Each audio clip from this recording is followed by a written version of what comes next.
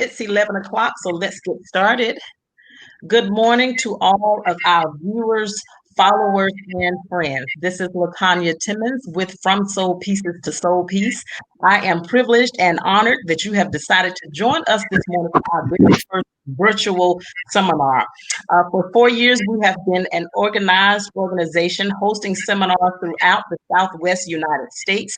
Typically, we host 3 live seminars in various locations. This year, though, with unfortunately, because of COVID, we are not doing that. We contemplated whether or not we were going to do virtual because now everybody's virtual. Some of us that are still in the workforce, we're having to work from home. And so I know it can be a little tiring and exhausting to be on the computer all the time. But I do believe in what it is that I've been assigned to do via From Soul Pieces to Soul Peace. And so we've decided to go ahead and launch virtual seminars as well. Of course, this is going to be a very abbreviated session. Typically, we meet for about 4 hours.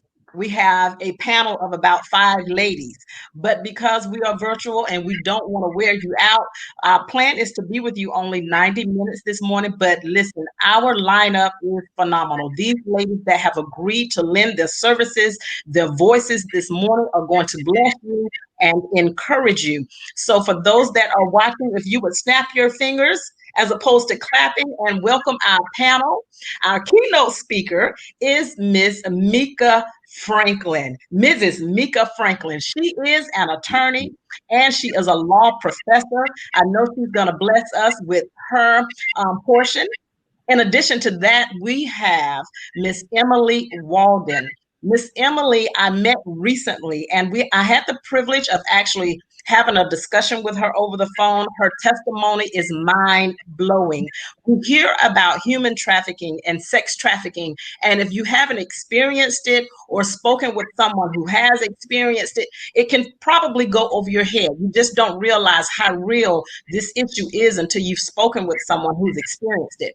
And she is here with us this morning and not afraid to share with you a portion of her testimony and give us some insight on how we can prevent some things that we need to look for to prevent ourselves from becoming a victim or those that we love. I know you don't hear about it a whole lot, but trust me, it is still happening because we are in the middle of a pandemic that has taken precedent in the news and things like that. But this is still happening. And if any of you saw the video clip that I posted on last week, there were thankfully some children that were rescued. So there were some kids that were snatched out of being victims or snatched from the situation so they will no longer be victims of human trafficking and sex trafficking. Lastly, but certainly not least, we have my dear cousin, Miss Aya Love. Listen, I am not just promoting her business, but I'm telling you from experience, the products that she have can change your life. Right now, we are also in the area where a lot of people are health conscious. Some people just don't know where to go. They don't know what to do. And so Miss Aya is here to share her expertise on what it is that she does. And let me tell you, this is not something she just picked up as a fly by night. She is dedicated to this to the point that she flies across seas back to the motherland to get educated and to get products. Yes, yes. So it's not just something she just picked up and decided to do. She caught my attention. As I mentioned, she is a family member.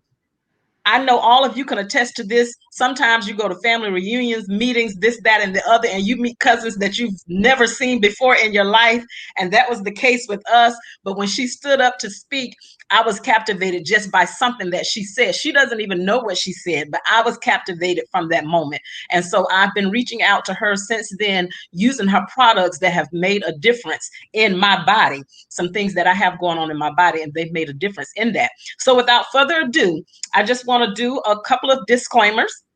Now, usually I have a whole tribe that's helping me with this, but I'm on my own solo in this little room. So if there are any hangups, any mix-ups, or I forget something, y'all just charge it as an honest mistake because I don't have a tribe here to help me today. But I want to welcome you all to From Soul Pieces to Soul Peace. Here, our newly adopted motto is building a community of strong women. Our efforts to ensure we are building and not tearing down are demonstrated by this. What we do, we are not afraid to share our failing seasons as well as our winning seasons with other women. We are here to extend a helping hand, a listening ear, a compassionate heart when needed, and we are equally committed to providing redirection and other helpful resources to alleviate any hardship that you may have. We are a legally organized nonprofit organization expanding our services beyond self-help seminars, which is what we're doing this morning. If you have not subscribed to our website, I'm asking you to do so at FSPTSP.org so that you are kept in the loop about our growth, our services, and how we partner with other community outreach organizations as well as faith-based establishments. If you followed us for any period of time, you would know that these seminars have been described as church without the makeup. This platform has been established for presentation of yourself and your concerns in a judge-free atmosphere without fear of being ostracized. Our hope is you've entered this seminar with the objective to learn and to connect, and then convert information that you've gained to fulfill your own drive. And without further ado, I would like to introduce to some and present to others our keynote speaker for this morning. Please snap your fingers for the one, the only, Mrs. Mika Crawford Franklin. Good morning, everyone. Good morning. I am so excited to be here. I was so honored when Latanja reached out to me because this is something that I enjoy, that I feel like that I've been called to do, is to speak on my story. Of course, at the time when you're going through your story, you don't feel like you want to talk about it to anybody, and that's kind of how I was. Like, people would say, "Oh, you're going through this and that because God called you to, be a testimony." And I'm like, "Well, Lord, I don't want to testify to anybody. They don't need to know what's going on with me. Just get me out of this. I don't want to testify." But as I began to go through my journey, I realized that is what God called me to do, was to share, to empower women. It's one of my goals. And it's a part of why I chose a career in being an attorney. I've always wanted to be an attorney since I probably was about 10 years old, watching the Cosby Show and seeing all the glitz and glamour. And I just knew I wanted to be like Dr. Huxtable, Miss Huxtable. That was going to be me. I was going to be Claire. However, of course, my journey wasn't as glamorous. Even getting there, my life has been full of all kind of adversities and failures and disappointments. But I want to focus on this morning, my journey in law school, getting to law school and my journey there, and a little bit of what I endured afterwards. So after about 2 years of rejection of getting into law school, being turned down, and I disappointed and stuff, and I just kind of sat back and I just started to pray, like, okay, God, this will happen when you happen. December 2011, it happened. Out of the blue, I got a letter saying, "Hey, we saw your LSAT scores and we invite you to apply at our school." I applied at the school. Usually the process takes about 6 weeks or so. I heard back the next day saying, "You've been accepted." So of course I'm excited. I'm praising God. I'm screaming. It finally happened after 2 years of just being disappointed and rejected. It happened. So I at the time, I was a single mom. I had 2 teenage daughters. At that time, they were 14 and 13. And so we relocated away from my family to Charlotte, North Carolina. So again, I'm thinking, this is it. God has finally heard my prayers. I've always wanted to be an advocate for the people, for indigent people, for people that couldn't speak for themselves, that didn't have good representation. That was me. That was my goal. I felt like that's what God called me to do, and I wanted to do it to the best of my abilities. So I got in school, and now is my chance to shine. It's my chance to be that person that I know. And just a little backstory on that. I wasn't expected to get into law school from people that I grew up with coming against me. I was stupid. I was ugly. I have since God gave a frog. I was not expected to make it that far to law school, let alone graduating from honors and undergraduate. And so for me, that was a great accomplishment at that time. I made it. I'm here. It's nothing can stop me at this point. It's onward from here. I'm going up. So I get into law school, probably 2 months into law school. Um, I found out that I didn't get funding for my second semester. And just a little background, law school, when you get in law school, it's very stringent. The curriculum is very stringent, and you can't work. You have to sign, matter of fact, you have to sign acknowledgement to the ABA, the American Bar Association, saying you will not work a full-time job. So again, I'm thinking I'm gonna be okay. You know, I have two small children or two young children, but I have a little bit of money saved up. I'll be good. I have my funding, my stipend to live off of, and I'll be good. And so again, about 2 months in, I found out I didn't get approved for the second semester. But I'm thinking, okay, that's fine. It's okay. God's going to make a way. And so I got through that first semester. Second semester came, and I needed to register. I did not have funding. I didn't have funding. That also meant I didn't have funding to live off of. I didn't have a way to take care of my children, because by this time I've gone through all my savings, moving to Charlotte, and it was just my daughters and I was 8 hours away from all of my family. I knew no one in Charlotte at that time.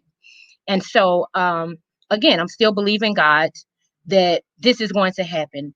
Well, by July, I started law school that January of 2012. By July, I received an eviction notice. And so again, I'm thinking, God got me. This is going to work out. I started panicking a little bit, because I've never been in this position before. I've always been there to help other people. And I knew God was, he was going to deliver me. He was going to help me. I found myself sitting outside of the Salvation Army at 5 o'clock in the morning, in the cold and the rain, waiting for help to be able to pay my bills, because I didn't have anything at this point. To be able to pay my bills, because again, like I said, I didn't have my funding to be able to exist. I'm not crying, guys. My eyes are watering. Excuse me, it's my allergies. But I might cry sometime, but not right now. So at any rate, I'm there, and at this point, I feel like I'm begging. I'm begging for everyone, begging for money. I'm calling on friends and family, people that I knew, and people that could help me. They didn't want to help. Those that wanted to help, they didn't have it to help. But I'm still praying. In the meantime, between time, I get into a horrible car accident. So in the midst of me finding out I'm getting evicted, I get into a horrible car accident. And again, I'm not working. I don't have anyone to take care of me. Now I'm without transportation for me and my children. But I still keep praying, because I know God, He got me. My mom is a pastor. My brother's a pastor. I know all of these great men and women of God, and everyone is praying. So God isn't going to let Mika down. Mika been there, and I've been there helping other people in their time of need. So God isn't going to let me down. Time rocked on. By that August, it was time to move out. And again, I had nowhere to go in Charlotte, North Carolina. A lot of people said to me, just come back home, go back to your mom's house, just get your footing. And I knew, though, that I could not do that. For one, it took me a long time to get into law school. And had I dropped out at that point, I would have had to start all the way over. I may not have had an opportunity to get back in anywhere for a long time. And so I couldn't quit. And because I hadn't completed my entire first year, I would have lost all of that credit. So I couldn't stop. I couldn't get out. So again, I just started to pray, because at this point, my children and I, we're getting ready to be homeless. We're getting ready to be homeless with nowhere to go. And so again, I began to pray. I didn't have a solution. I didn't know what was going on, but I just kept praying, because surely God is going to provide for my children and I. But I'll tell you what happened. The biggest disappointment of my life, God didn't come through at that time as I knew it. As I knew that I've seen Him come through for other people. I just knew at that ninth hour that God was going to come through. And so I get into my summer. And so now I'm evicted. I have my two daughters, and everything I own, I was able to pack into my truck. God blessed me with another vehicle, and I put the rest in storage. And I'm trying to find somewhere. I was right around at 4 o'clock in the morning, trying to find a place for my children and I to stay. At that time, it was during the DNC when President Barack Obama was re-campaigning for his second term. So the DNC was in Charlotte. All the hotels were booked. Those that were available were 4 times the amount. I'm talking like $1,000, for the week or more. And so I only had a little bit of money that my husband now, who was just a friend at that time, had given me. And so nonetheless, I end up paying $400 for one night for me and my daughters. And again, I didn't know what I was going to do at this point, but I knew I could not turn around. I knew that I could not quit. I had come too far. I had come through too much to turn around and quit. So I reached out to my brother. And I'm rushing through this part, so some pieces in between, but for right now, this is what it is. I reached out to my brother who was in Augusta, about 2 hours from Charlotte, and I said to him, I need you to get my daughters, because what I had made up in my mind is that if I have to sleep in my car to get through this, that is what I plan to do. But I refuse to let my daughters to sleep in the car with me. And so I took my children to my brother. And again, I'm angry at God. I'm going to be honest. I'm angry because I feel like you did not come through. I've been a believer all my life. My mom has been a believer. Surely, Lord, we got some blessings stored up somewhere that you could lend to your girl. So I'm kind of angry at God at this point. But nonetheless, I take my daughters and I decide I'm sleeping in my car. I went to Walmart and I stocked up on some jugs of water and some wipes. Because if anybody know me, y'all know I'm kind of OCD a little bit. I got problem with germs, and I knew regardless of what was going on, I needed to be able to wash my behind. And so I got a lot of jugs of water, some wipes and stuff, and I decided to stay in my car. God had blessed me. He did bless me at that point. I ended up with 3 jobs for the summer, because again, you can't work full time in school, but because we were out for the summer, I had about 3 weeks left before school started back. I was working 3 jobs. I literally was getting only 2 hours of sleep because I felt like, God, I can't be homeless. I don't want my daughters to see me living like this. This is, I brought them into this. They've all I have. I don't want anybody else to raise my daughters. I don't want them to be this. So anyway, I got those 3 jobs, but I still didn't have a place to stay.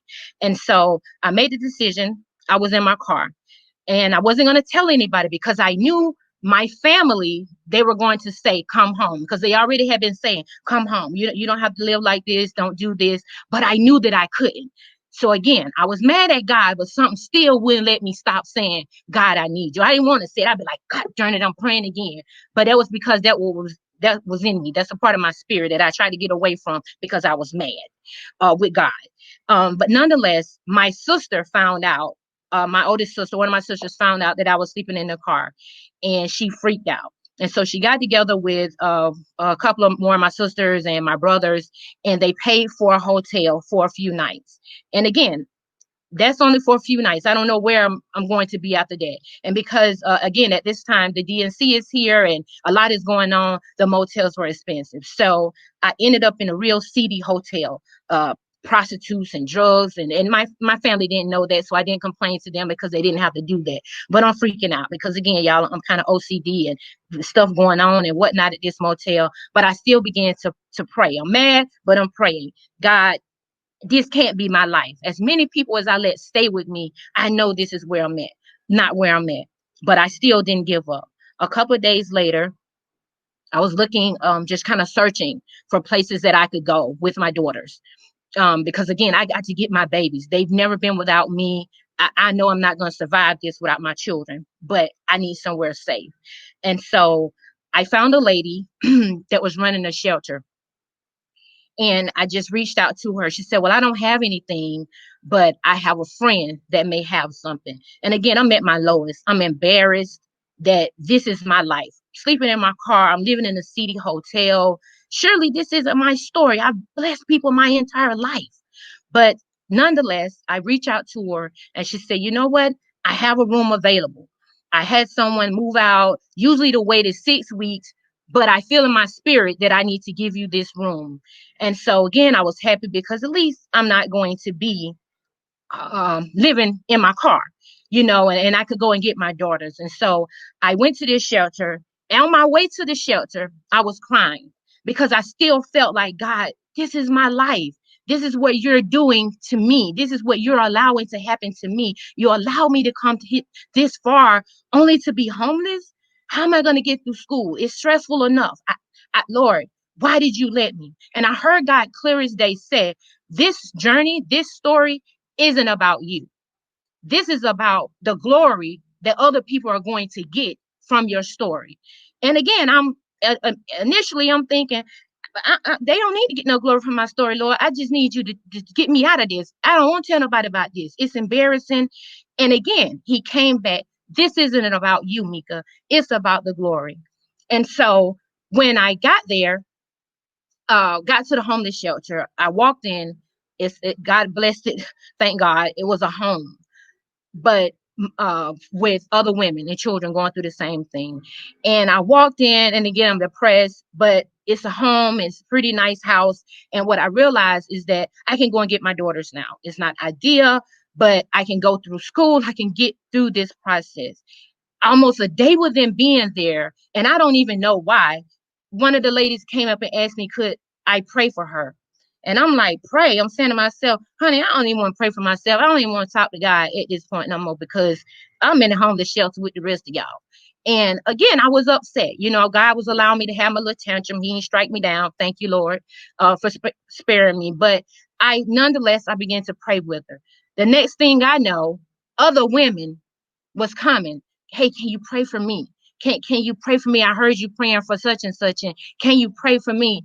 And again, I'm thinking, look, honey, child, I don't want to be praying for y'all now. Y'all pray for me. I'm in here with you. What you want me to pray for you, child? We all in the same place. We all homeless. But again, I began to just allow God to use me, because for whatever reason, these women saw the strength in me. Even though I'm in a situation with them, they still saw God shining in me. Even though I had said, I'm not praying. Lord, I don't want to be saved at this point no more. I'm going to be saved later. But right now, Lord, I'm upset with you. I'm upset that me and my children are living in this homeless shelter. But God wouldn't let me be. He didn't let me be able to go through this process of being angry with him. And so in the meantime, between time, again, I'm living in a room with my two daughters, with a house full of women, and I still feel like I can't make it. I'm beyond stress. I'm beyond stress at this point, because again, I'm in a homeless shelter, a homeless shelter. And again, my mother is a pastor. Let me tell you something though, about when God is calling you into something. That wilderness was for me. No one could bail me out. People that wanted to bail me out, God didn't allow them to. He didn't allow them to come through with the money. I think everybody that I knew that could be a blessing, their finances was all tore up at the same time. And people kept, my father, I never heard my father cry. And he cried, and baby, just come home. And I said, I can't, daddy. I can't. My mommy, come home, baby. This is not the time. Just come. And I said, no, I can't. God, you brought me to this place, and as angry as what I was, my spirit that was calling on me, it's a greater testimony on the other side of this. And during this time, a lot of my law school students, classmates, it's the first year, it's easy to get curved out. They grade on the curve. And again, it's really complex, and you need time to study. You don't have time to be stressed about anything. But I remember sitting in class some days, backing up a little bit before I got the actual eviction, not knowing if I was going to come home and my daughters didn't have lights on all day, if we were going to have anything to eat. I remember in class, when I should have been paying attention, that I was, God, please don't let my daughters be sitting in the dark right now. Lord, I don't know how we're going to make it. And again, I felt like God had brought me here. What the devil told me was that he brought me here to leave me and to fail me. That's what the devil was telling me. But the spirit that was in me, as angry as I was, I knew that that wasn't it. I didn't understand it. I didn't know what God was going to do, but I knew that it was not about him failing me. And so some of my classmates, they didn't have children. They didn't have my story. They had money. But let me tell you what happened to them. They failed out. They failed out of law school within that first year. some of them within that first semester. But God was steady on my side. Again, I'm stressed out. And I can tell you right now, some days I was not paying attention in class because I was worried about my situation. And in law school, you only have one exam, and that's your final exam. And that determines if you're going to pass that class or not. You couldn't fail any classes or you're going to get kicked out. But along the way, God allowed me to still keep excelling and accelerating. People were still coming to me. People I met at school, they would start talking about their problem. And on one end, I'm thinking, honey child, that's all you got to complain about. You know where I live at right now? In a shelter with a whole bunch of other women praying that Lord don't let none of their germs touch me, Jesus, please, because I'm going to just die holy if some germs get on me. But again, I had to step outside of Mika and what I was going through, and I pray for these women. I had to pray for these women, people that were going through at that time. And I remember I would be trying to call someone, my friends or my sister or someone, because I just need to get this out. Lord Jesus, this is my life. And I would call them and I say, hey, what's going on? Because surely I'm about to vent to you because I need to let you know what's going on with me. They start venting to me, and okay, well, Jesus, all right, then I guess today ain't my day to be helped. Let me help somebody else out. But what I began to realize, that wasn't my time to share my story. It wasn't my time. It was my time to bless other people because I'm right in the midst of it. I didn't have a story about what God had did for me and I'm living a lavish life now. I didn't have that. I'm in it. Right now I'm living it. But I can tell you what God is doing for me. And I can pray for you if I can't do nothing else. I can pray for you. This ain't my time because God is doing something different for me, but he put me in place for you. He put me in place to pray for you, to go through this situation. Everything started to come full circle or while I was in that homeless shelter. And one of the things that I began to live by and I had to call upon was my own strength. A lot of people, you need to pray, and you need to fast, and you need to do this. Because, of course, I've been saved pretty much all my life. So initially, I'm searching myself. Surely I don't sin. Jesus showed me who I told off and didn't get right, Lord. Forgive me, people, please. If you're dead, I'm going to go to hey, dead person, forgive me, because surely it's some karma coming back on me right now that I don't know about. And I'm trying to get it right with everybody that I didn't know, that I did know. Hey, did I hurt you? Forgive me. I apologize, Lord. Get me out of this now. I don't told him sorry, Jesus. Just get me out now. But that wasn't it wasn't about punishment. It was about God getting the glory. And so as I began to see that, and I began to realize the strength that God had put in me to be his vessel, and not just to be his vessel, but to bring people out. He called me to be an advocate. He called me to be the person that other people could turn on, even in the midst of my own adversity, in the midst of my own tears that no one knew I was shedding, because I still carried myself. I still dressed up. I still got myself together. Most people didn't know that I was homeless. If I didn't tell you, we didn't know, because I didn't walk around looking the way that I felt. I still had to walk in who God called me to be, even though the devil was saying, no, we ain't praying, we ain't being saved no more. Not today. Next week, sometime next year, when God bring you out, I might can go back to being saved. But God wouldn't allow me. That spirit, that thing that he called me to do, wouldn't allow me. One of my favorite things that I like to say, antidote that I live by, and that I truly believe that I began to see as I got older, was the story of the eagle.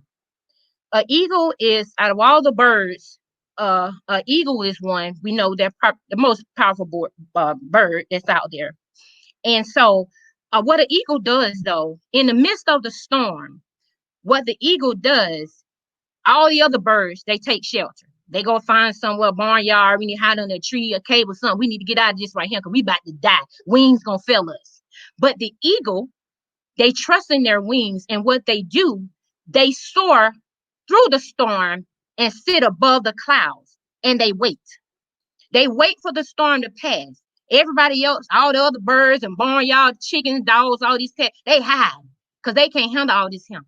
But the eagle flies through the storm, and they sit and they wait above it. The storm is below them, and they're waiting, and they're trusting their wings to get them through, to hold them up. And that's what I realized that I had.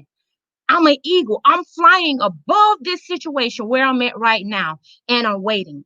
People around me were giving up and they were going through, but I'm waiting this thing out. I see you hiding, you running, but I'm trusting the wings that God has given me, and I'm soaring right now. I'm above this thing. I'm hanging on. The rain is beating, it's coming through, but I'm hanging on here. Again, everybody else may be running, but right now, the strength that God gave me, the wings that God gave me, He was undergirding me. He was under me, holding me up. And I began to be able to transform. And as I began to come down, when the air began to clear, I began to again to see everything around me, that it didn't destroy me. It's some animals don't make it through the storm because they didn't have the wings. They didn't have the wherewithal to fly above. But I feel like that's what God allowed me to do, to fly above that. And it didn't end there. I was able to transfer after being there, because again, you can't transfer in your first year because you lose your credits. And so I'm in this shelter, and I realized, God, I got to get back to my people. I got to get back to my mom, because again, at this point, everyone is praying, but I'm still homeless. Y'all over here praying now. Who over here sinning? Because God ain't answering nobody prayers now, because I'm up in this shelter still with my children now, and I need to get up out of here. And so again, I began to pray. I need to get out this shelter, and I need God to make a way. And so I was able to get a transfer, accepted as a visiting student into Georgia State here in Atlanta, where I came from. And so I came. God blessed me. My blessed my children, and I were able to get out of shelter. I came, and I'm a visiting student now. And so God blessed me in between time. I got married. God blessed me. My husband was great. He became a great father to my children. All those stories is for a whole different day. We ain't even got time to go through all that. But I felt like, God, thank you. You finally brought me out. I went through this little storm, Lord Jesus, thank you. However, the story, it didn't get better. You would think that, okay, I'm here, I'm out of the homeless shelter, that the adversity is over. God, I stood the test. You brought me through. So I get married, and I get pregnant. So again, I'm thinking this is a happy time, because God, you brought me through the worst. Surely nothing else at this point can get any worse. And so after my first year as a visiting student, now I'm in my last year of law school. And because I was a visiting student, I could not graduate from Georgia State. I had to graduate from Charlotte. So that meant I was commuting. It's a 4-hour drive. Again, by this time, I'm pregnant. God has blessed me and allowed me to be able to give my husband his first son. I'll be pregnant with the first son. The pregnancy was from the pits of hell itself. And I don't know it, because I was too old and my body was like, what in the ham sandwich is you doing? But I'll tell you what happened was that, again, I felt like, okay, God, I don't know what's happening right now, but this body is about to give up on me. And so the doctors began to tell me, it's going to be a choice between you and your son if you don't stop going to school. But at this point, surely I can't give up, God. I don't been through homelessness. I don't been through so much to get to this point. I cannot give up. I cannot give up at this point. So I'm commuting back and forth, and I'm sick from day one of being pregnant. And again, I felt like I'm not going to make it through this. If or I'm not going to quit. Excuse me. I'm going to make it through this. I'm not quitting. And so again, I was sick. My labor was starting at 7 months, but I was driving, and I wasn't giving up, because I knew that God had brought me too far. And so I'm going to end right there, because I know we have some other women, and I'll come back and share the rest of it. But just know that that wasn't the end of the adversity. And I'm going to leave it right there.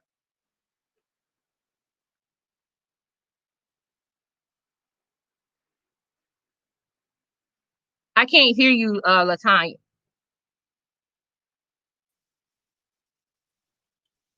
Let's Okay, see. now I can. Unmuting everybody's mics now. I'm just laughing like, oh my God. Oh, oh my God. Now, here's the thing. For those of you, for the rest of the panel and those of you that may be watching, I know Mika personally.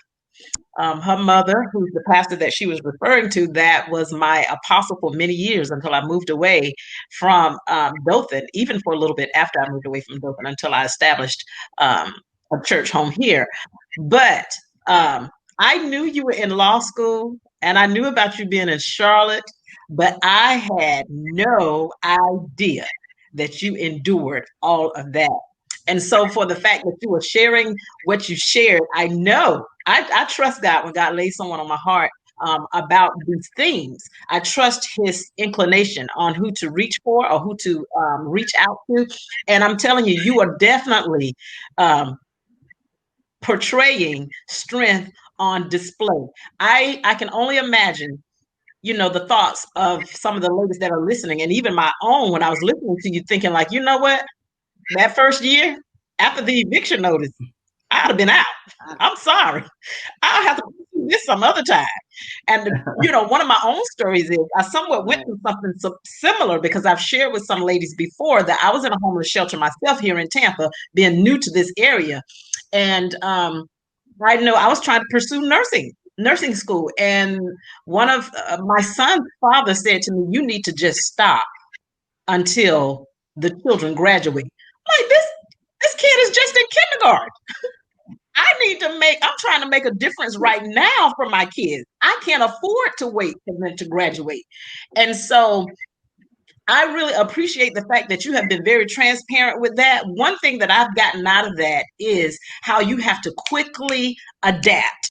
And that is something that I want our viewers to take away from this, that you have to adapt. If you decide that you want to pursue something, please do not take on the idea that it's going to be easy without conflict, without trepidation, without family and friends not necessarily turning on you. Because I heard you say something where you referred to the fact, or you mentioned the fact that all those people that loved you, your brother, your mother, your sisters, all these people that loved you, your father, God will get in this situation when it's about you being in your wilderness moment and nobody can do anything for you.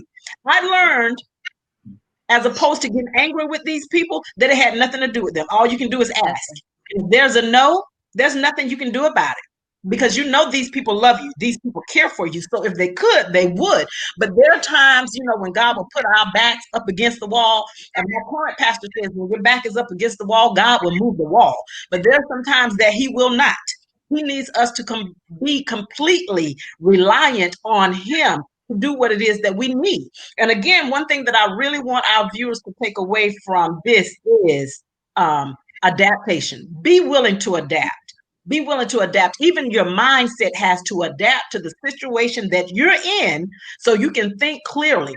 So your ears will be fine-tuned and you can hear the promptings of the Lord. If the Lord brought you through something and it sounds like you were persuaded on the inside that this is what you were called to do. And so when we are persuaded that we are called to do something, to pursue something, yeah, trouble's going to come. It's going to come. But what are you going to do when trouble comes? Are you going to tuck tail and flee? Or are you going to pursue? And that's where strength is defined. Strength is not defined by us doing nothing. For those people that want to work out, you don't see those that are in competition as far as lifting weights. They're not birthed carved like that. They're not birthed shaped like that. That comes from work. And all these muscle development, in fact, for muscle to be developed like that, muscles endure small tears. They endure tears. That's how they become built to the point that we see weightlifters, for the lack of a better word. I can't even get the word out right now, but for the lack of a better word, those that lift weights and participate in this type thing, their muscles have gone through being ripped and torn in order to be built up again, to be established like that. And a lot of times that's what we have to endure. So it is so easy to misjudge someone by looking at them because you see where they have arrived or their season right now. Doesn't mean that they have not endured some stuff. They have not endured some stuff. Does anybody, I'm looking at the comments to see if anybody have any questions. Miss Kimberly, you are giving me life, let me tell you. She is giving me life. Love her friend. Well, without further ado, what we're going to do is transition into our next speaker. Oh, I'm so excited for this lady. I'm excited for you all to get a portion of what I got. And though we spoke on the phone, I know, and I'm going to mute everybody else's mic for right now. I know I still did not get the totality of her message because we were on the phone. But I am excited for you all to see and hear this young lady. Her name is Miss Emily Walton. Again, I want to remind you that she was a real life victim. She was not someone that heard and is going to share with us what she heard, but she's going to share a portion of what she experienced being a real life victim of human trafficking or sex trafficking. I am so proud of her, proud of the God in her, what God has done in her, that she's not ashamed of what she's been through. And on platforms like this, you know, if you want to, and part of my introduction, I did say this is how we build or contribute to building to a community of strong women. We're not afraid to share our losing seasons or what appears to be losing seasons, those moments in our life that were not so glamorous. Right now, the climate of society is to put on our best face. Nobody has a blemish. Nobody has a flaw. Nobody has a past. Everything is perfect. And that's so not true.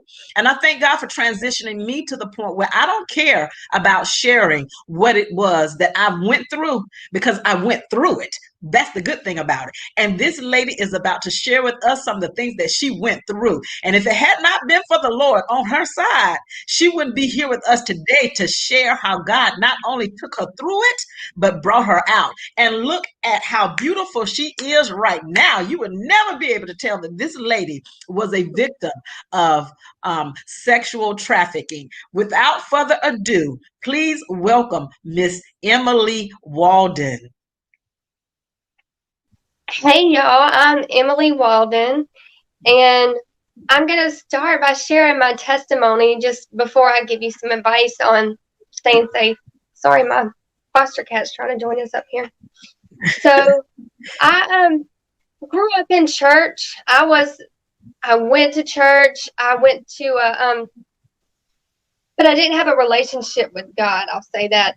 And I went on mission trips. I was the good girl, the so-called good girl in school. And so I had just decided at a young age, I'm going to live for God. I'm going to be a virgin till I'm married. And I thought that was going to be my life. And then at 15 years old, I lost my virginity being raped by a man at church. And what that event and trauma did was created a crack. And the enemy was able to come in and try to make me feel like God doesn't care. You had a purity ring. You wanted to be a virgin until you were married. God knew this. So you were 15. You didn't have a choice. Why did this happen? Okay, so this let a little crack into my life. And when I was 17, I had a boyfriend, my first boyfriend. I got pregnant. I now have a 14-year-old. So I graduated high school, top of the class, 5 months pregnant. And as a single mom, I got a master's in accounting, so I can relate to the earlier testimony. I was working and driving back and forth and got a master's in accounting. And during all of this time, I was trying to feel the pain that was created by that rape with pain pills. I was introduced to pain pills, and I was introduced to it by a doctor that I actually needed them. And so I was taking them because I needed them. Before I knew it, I was taking them to feel better. I wasn't turning to God. I was turning to those pain pills so I didn't have to feel the trauma that had happened to me. And so I was living a so-called normal life. What's normal though? And I was an accountant, and I was raising my son, and I was living. Yes, I believed in God, but I wasn't living for God. I didn't have a relationship with God. And I was putting my son before God. As a single mom, my son had become an idol. And anything you put before God, you are bound to lose. And God had to humble me. And no time, just out of nowhere, I lost my son. I lost my house. I lost everything. God had to, you are never too big to be humble. Don't ever think that can happen. And God, so when I lost my son, since he had become an idol, I didn't know who I was. I no longer had an identity. My identity was created before in being his mom, not in being a child of God and not being who God called me to do. So I went from, and you got to remember, as somebody who had been addicted to pain pills, I'd already had the door open for addiction. And then when I didn't have my son, I just didn't care. So I was on hard drugs. I was homeless. I was, doing whatever, hanging out with people I shouldn't be hanging out with. I had just decided, if I can't have my son, he's my world, then I just don't even care. I'll just go out like this. I was staying in trap houses, places I shouldn't be staying, doing things I shouldn't be doing, because I had created an idol out of my son. And God, like the earlier testimony was telling us, man, people can't help you when you're in your wilderness season. God was having to show me that all I needed was him. And I was hard-headed. It took some time for me to get that lesson. And so I went to my dad one day. I was like, Dad, I just want to go to rehab, because I felt like I could get a reset, a fresh start. I could start over and everything would be okay. So I went to rehab. And after I was at rehab for 4 months, I was kidnapped from rehab to be trafficked. And whenever I grew up sheltered, I'm from a small town. I live in Douglas, Georgia.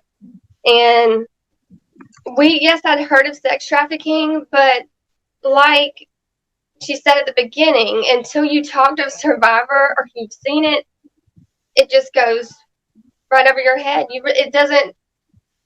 I didn't realize just how real it was and how it could happen to me and happen in a small town. And so it's by the grace of God I wasn't sold. It's by God and by the fact that I stayed sober, because all my family thought was, I knew that my family just thought I was missing from rehab. And as somebody who had been living for addiction, I knew that my family probably thought that I had decided to go back to drugs. Can I ask a question? You sure can. Just for clarity.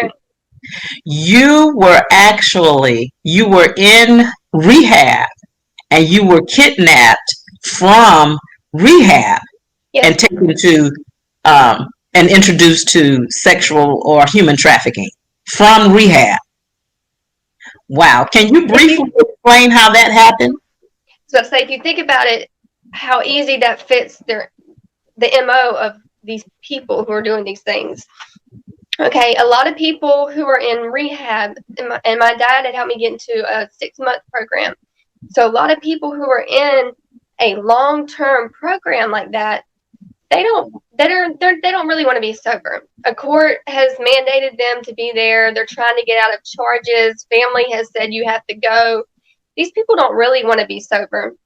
And so as soon as they get a chance, I remember girls talking to me about it. As soon as they get a chance, they were going to go back to drugs. They were just doing what they had to do to stay out of jail or prison or whatever the case might be.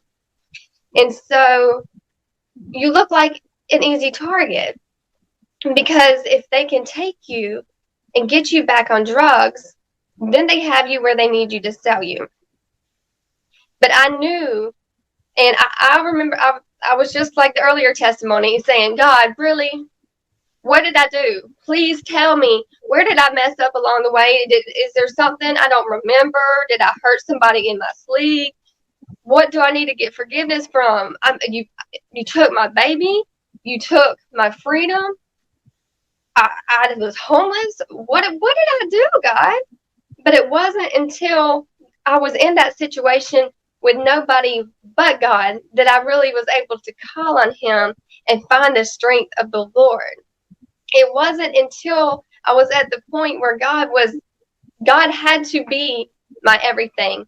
that no longer did I have any other idols, including my son, because I had nothing. I had a family who thought I left rehab to do drugs again. I had a son who thought the same thing. And at that time, my son, would have been 11. And I knew when these guys took me, they were trying to get me on drugs. And I knew, I really thought these guys were going to kill me. And I said, okay, when they find my body up here, which it wasn't too far from where they took me, when they find my body, if there's drugs in my system, my family's never going to look into this. They're never going to try to see what happened. My son's going to think, Mama didn't care. She didn't really want to get sober. My God. Oh my God. And that's what made it the easiest to stay sober, besides the fact that I had fought that battle. I could see the light at the end of the tunnel as far as getting my son back. And I was done and living a life of addiction. And when it comes to addiction, I don't care what anybody says. I'm not one of those people who believes in claiming that you're an addict. No, I used to be an addict. The God I serve is bigger than addiction, and he can deliver you, but you have to let him. And I was done with that. I was done with that lifestyle. So while I was there, thank you, sister. And so while those guys had me, and they had me for 6 weeks, I lost 40 pounds in 6 weeks. I didn't have 40 pounds to lose. I wasn't being fed. They were trying to, I didn't have phone, TV, pen, paper, nothing. I was losing it effectively. And I just remember saying, God, if you can get me out of this, I will tell people about what you've done for me. When before, yes, I was a Christian, but I sure didn't tell people about anything hard I'd been through or anything that might not make me look good. I said, God, if you can get me out of this, I promise I will tell people what you've done for me. And so yes, ma'am. I'm sorry. You're fine. Listen, go ahead. So interesting to me. I have a question. I know you said that you were in rehab and you were taken from rehab. Now, while at this point, were you free from the influence of drugs at the time that you were taken? I went to one rehab. I didn't like it. I walked away from it and went to another one. So I had been sober, October, 5 months. So I'd had 5 months sober. So were you, and I'm going to assume, but then you were here to actually give an answer, that you did not realize what was happening initially when you were taken? So I met this guy, okay? And that was something I was going to tell people too. I met this man. He was in a program, and I'm like, okay, this is he was a veteran. He was in a program. He was getting sober, and I was like, okay, this is somebody who understands the struggle that I was going through, somebody who wants the same things that I want, which is to be sober. I didn't realize that because I was still not healed from the things from my past, I still had not forgiven people. I still had that trauma in my life.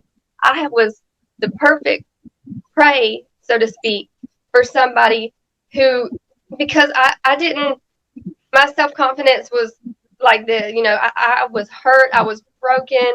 I was not who I am now for sure. I had not processed things. I was bitter that my family had made me sit in this long-term program when I hadn't been on the hard drugs that long. I had all these excuses for why I was a victim in my own story.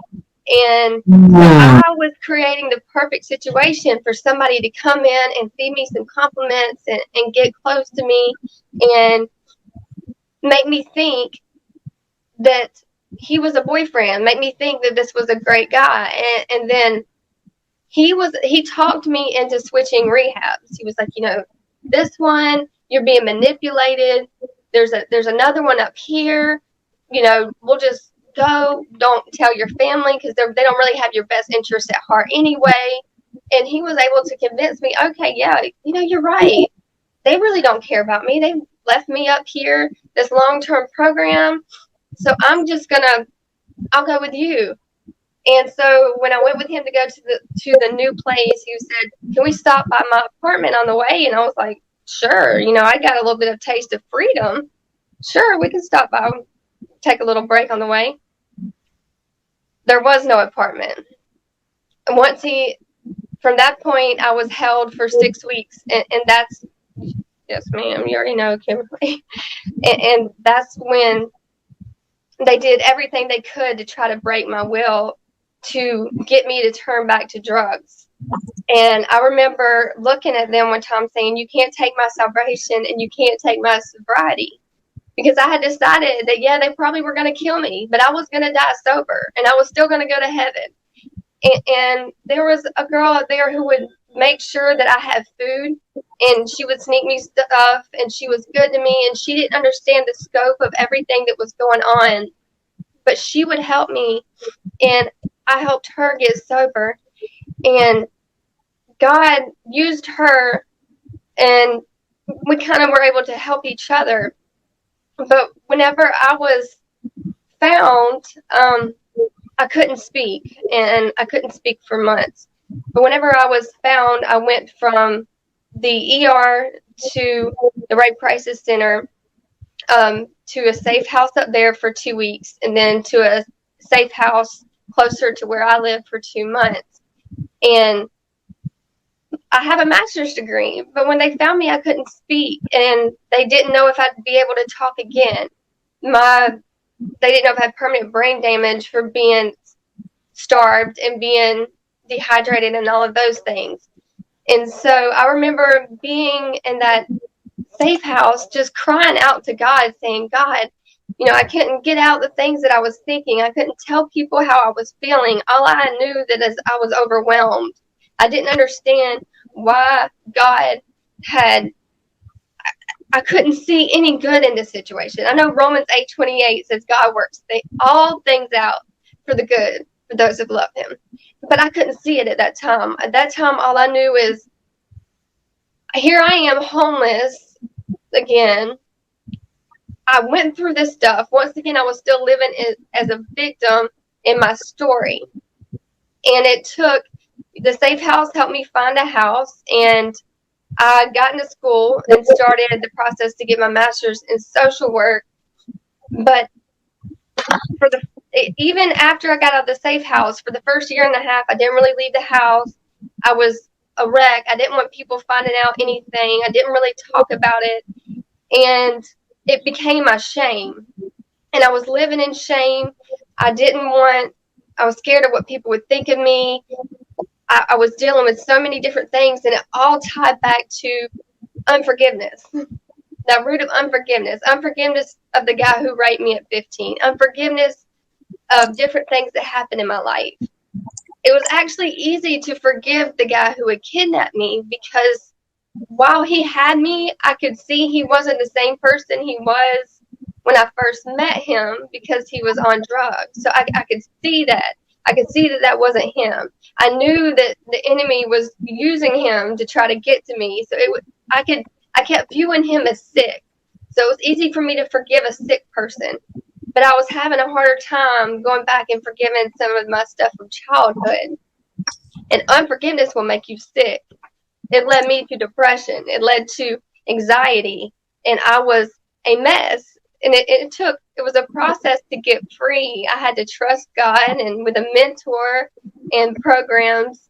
And I had to have people see me and see me for what had happened to me, and not feed in with sympathy so much as empathy, because I was a victim of my story for a long time. And it took the process of forgiveness for lots of things in my life for me to finally get free. How did I make the transition for seeing yourself as a victim to worthy? God. I really had to completely give my life to God. I got baptized as an adult again, August the 30th. But before that, I really just said, God, you know, I see you in this. I know you. God sent people to me with messages that let me know that he saved me. He heard the prayer that I cried in my head when I couldn't speak out loud, when I was up there missing. God heard me. The same me who had been on drugs, the same me who other people thought was, she's just a junkie, she's nobody. God heard me. I mattered to him. And so through that, I was able to realize God was using all of this for his glory. And there were other women out there who were stuck in these kind of situations, who are living in shame. And if I don't share my story, how will they know it's okay? How will they know they're more than what happened to them? How will they know they need to forgive the people from the hurts in the past to move on? And so God showed me, you know, just like with the story of Job, things didn't happen to him because he was a bad person. Things happened to him because God knew he could handle it, and he would still use them for God's glory. And that's what helped me go from victim to warrior, as I call myself. I'm more than a survivor. I'm a warrior because I'm living for God. Oh, and you would ask me to give you some advice on how to keep people, you know, how to stay free. Because, and I know I'm a warrior because I know God. I know y'all can't tell because we're on a live. I'm a small woman. There's no way I did anything up there by my strength. That was all God that saved me. God got me out of something that I definitely couldn't have gotten out of by myself. And but through my testimony, I hope you learn not to judge people. Because I remember before I had gotten to drugs and stuff, love you, my mom. Before I started doing drugs and stuff, I would look at people who were using and different things like that, and I would judge them. I remember thinking, you know, looking down on people, not knowing who they were and what they had been through. Now when I see somebody who's on drugs and hurting, I always think, what hurts you? And because people who, everybody that we meet is somebody Jesus died for. And so same thing with trafficking situations. A lot of people hear about sex trafficking and the women and some of the women who were actually sold and stuff. And people will look at those women and think they're just junkies. They're just addicts. And they don't realize that, because I saw some of those women, and those women don't all want to be doing what they're doing. A lot of those women got manipulated. A lot of those women were hurt. And a lot of those women then became addicts. And in their addiction, somebody came and preyed on them. So we need to be loving people. And we need to be not judging people. And we need to be going out to show everybody that we love them just like God does. But for me to give advice on how to stay safe from all this kind of stuff, I say that all the time. Hurting people hurt people, and healing people heal people. Are you working on your healing, or are you hurting? Because if you're not working on your healing, you're going to be bitter and not better, going around bleeding on people who did not cut you. So every day, if you're not processing through your healing, you're not good. You're not going to be doing good for anybody. And God, during the pandemic, God had to sit me down because I got so busy and going to school to try to get a master's in social work because I wanted to change the world, that I didn't take time to heal. And God had told me a little while back, he's like, you had to stop school. And I had to stop school and focus on me, and actually focus on the parts of me that I didn't want to deal with, and heal it. And accountability is key, and I had to get an accountability partner and a mentor who would call me out and say, no ma'am, not today, you're not going to do that, you're not going to be like that. And so sorry, I went off on a tangent on the healing, but please heal. And don't be ashamed to tell your story, because shame is from the enemy. Everybody you meet has been through something, and if they haven't praised the Lord, I tell people the best testimony is I decided to follow Jesus and don't turn back. So don't think you have to have an amazing a big testimony to be used by God. No, you don't. But if you do have a testimony, don't be ashamed of it, because we are overcomers by the blood of the Lamb, the word of our testimony. So I always say, tell the truth and shame the devil. If people try to say, well, she used to do drugs, yes, I did, but that's not me anymore. I don't let things shame me. That way, hopefully I can help somebody else get free. But I'm back to the part about how to stay safe. As a woman, it is important to be aware of your surroundings. You know, if you are pumping gas, if you're at the store, if it's night or whatever, you do need to be aware of your surroundings. Be aware of what's going on. If you can get a concealed, if you know how to shoot a gun, get a gun. Get a permit, take classes, get lessons, learn to be comfortable with it. Now, if you're not comfortable with a gun, don't get a gun, please. But get something to protect yourself. If you are, but one of the big things that people forget to mention is a lot of times it's men who have been trying to date these women. Like I said, this was a guy that I had been talking to. So if you're going on a date, tell somebody. Tell them where you're at.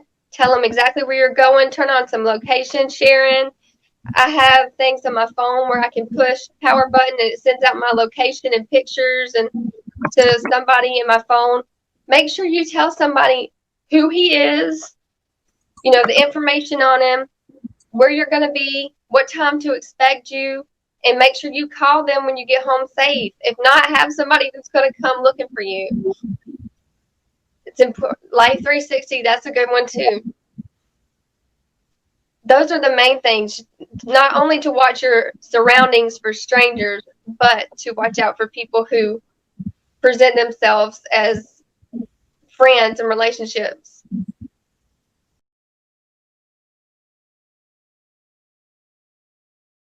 Heal. Because if you're vulnerable still from hurts from your past, you've got a crack there. Heal correctly. Oh my God.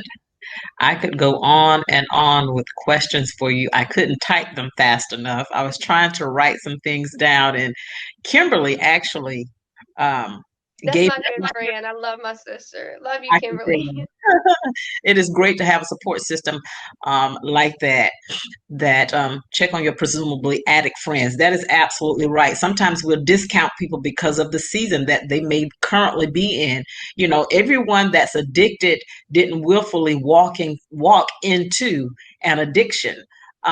And so to just discount them as though they have no value, that is a sad commentary on our part. Addiction may not be your struggle, but that doesn't mean that you don't have a struggle. And if your addiction isn't drugs, it doesn't mean that you don't have an addiction. You know, it could be sex, it could be food. Addiction is addiction. And a friend of mine once made this statement: too much of anything is not good for you. Emily, during your session, you know, I really was almost moved to tears when you said you were determined not to have drugs. You knew they were going to kill you. And when your body was discovered in the event that they killed you, you were certain, you were adamant that they would not find drugs, because you wanted your family to know that you were serious about, you know, being free from drugs. Now that almost moved me to tears. You know, I don't know your mindset at the time, but I was trying to paint a mental picture of you, you know, and from the pictures that I have seen, you are a very petite lady. I'll say you're petite. And so if you lost 40 pounds and your appearance was perhaps emaciated, and you were dehydrated, the fact that you had the mental capacity though to think like you were thinking, and be concerned what your family thought about you, particularly your son, in the event you would have died. You know, the story would have outlived you, and you didn't want the story to be that you were addicted. I think too many times when we find ourselves in situations, whether it is being struggling and being homeless, addicted to something, or just life happening to us. That's a statement I like to make often. Life is happening to us. We find ourselves too ashamed to reach out for help, to acknowledge the fact that we are where we are, and to ask for help, that we'll start protecting our fragility. Why protect the fragility when all you have to do is speak on it, address it, look this thing in the face? So when you started talking about transitioning from being a victim, you were the victim in your own story, and you switched that. Oh my, I think that's a pivotal turning point for anybody that's facing hardship and dilemmas. Once you realize that you're only a victim if that's how you describe yourself, you describe yourself from a pity point of view, and there's not a whole lot anybody can do for you if you look at yourself as a victim, and if you look at yourself from the point of pity. Everybody is going to experience some moments where, they're not their most glorious moments. Everybody's going to experience that, but how you see yourself at that moment will make a difference. We've got to be rigorous, take on rigor, determination to pull ourselves out of whatever situation, because we're the only ones that are responsible for changing our story. We're the only ones. I tell you what, you don't look like what you've been through at Amen. all. Amen. Amen. Amen. I'm gonna send you some pictures afterwards to show you the process and the before and after and stuff, and just to see what God can do, because I used to look, I looked rough when I was doing drugs, of Wow. course. And that's what I try to remember. And we all need to remember when we see somebody struggling, that is still somebody. Still somebody. And if as believers, if we don't tell people about the ugly parts of our past, how are they going to know that they can get free? How are they Right. going to know what God can do if we are too proud to share the things, our stumbling blocks, the things that we went through? And the word is no longer something that we read, it comes to life. The scripture that says he will give us beauty for our ashes. Oh my God, what an exchange. What an exchange that has taken place in your life. What an exchange for Mika's life. I'm not here to certainly brag about myself, but what an exchange that has taken place in my life. I bless God for it. I absolutely bless God for it. So now it makes a difference after you've been through what you've been through, and when you go through something again, because as long as we are in these earth suits, as Apostle Sherman says, as long as we're in these earth suits, we're going to experience something. But once you have an experience with God delivering you, keeping you, preserving you, wherever it was that you were at before, in that place that you were before, then you know what? If he brought me through that, this right here can't be that hard. It's This not as can't be bad. Things just aren't as bad. it can't be that bad. Now, and as I was about to say, I was typing the question, were there other women with you? Because I heard you mention that a lady was sneaking you food. There was a girl sneaking you food, this, that, and the other. And then Kimberly typed in here that there were some other women there that actually died. Not while I was there. Okay. No, in this situation, I wasn't put around the women who were working. The woman who I was around, she used to be paid in drugs to watch me, and Oh, so wow. she was somebody who was entrusted to watch me. Oh She's my still God. sober to this day, Wow. and but she was somebody who was that I was watched at all times by somebody, and so God used her, and I'm proud of her for being sober, and Right. we still communicate some, but God also, like I remind her, God used her to save my life, because if she hadn't been there for me and getting me food and stuff, and she's apologized for not helping me since, but I understand she didn't realize how bad it was, because he was her friend, and she didn't want to think that he could be doing things the way that he was doing them, the things that he was doing.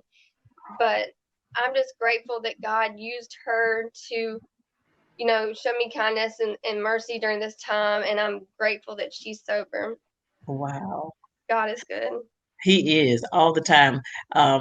Someone that I And maybe that's follow. what happened. And I try to tell myself that, you know, maybe her is why I was there. And if it is, then Glory to God still. You're right, right. Listen, I could actually let you talk forever. As I stated at the beginning of this seminar, I really don't want to hold people too long. I Yeah. don't want to vex you all because the next time we host a virtual seminar, I want you all to come back and bring some friends with you.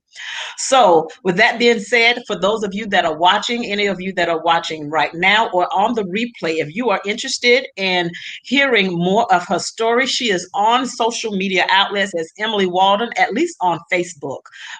And so, if you want to reach out to her, definitely send her a friend report. Again, her name is Miss Emily Walden.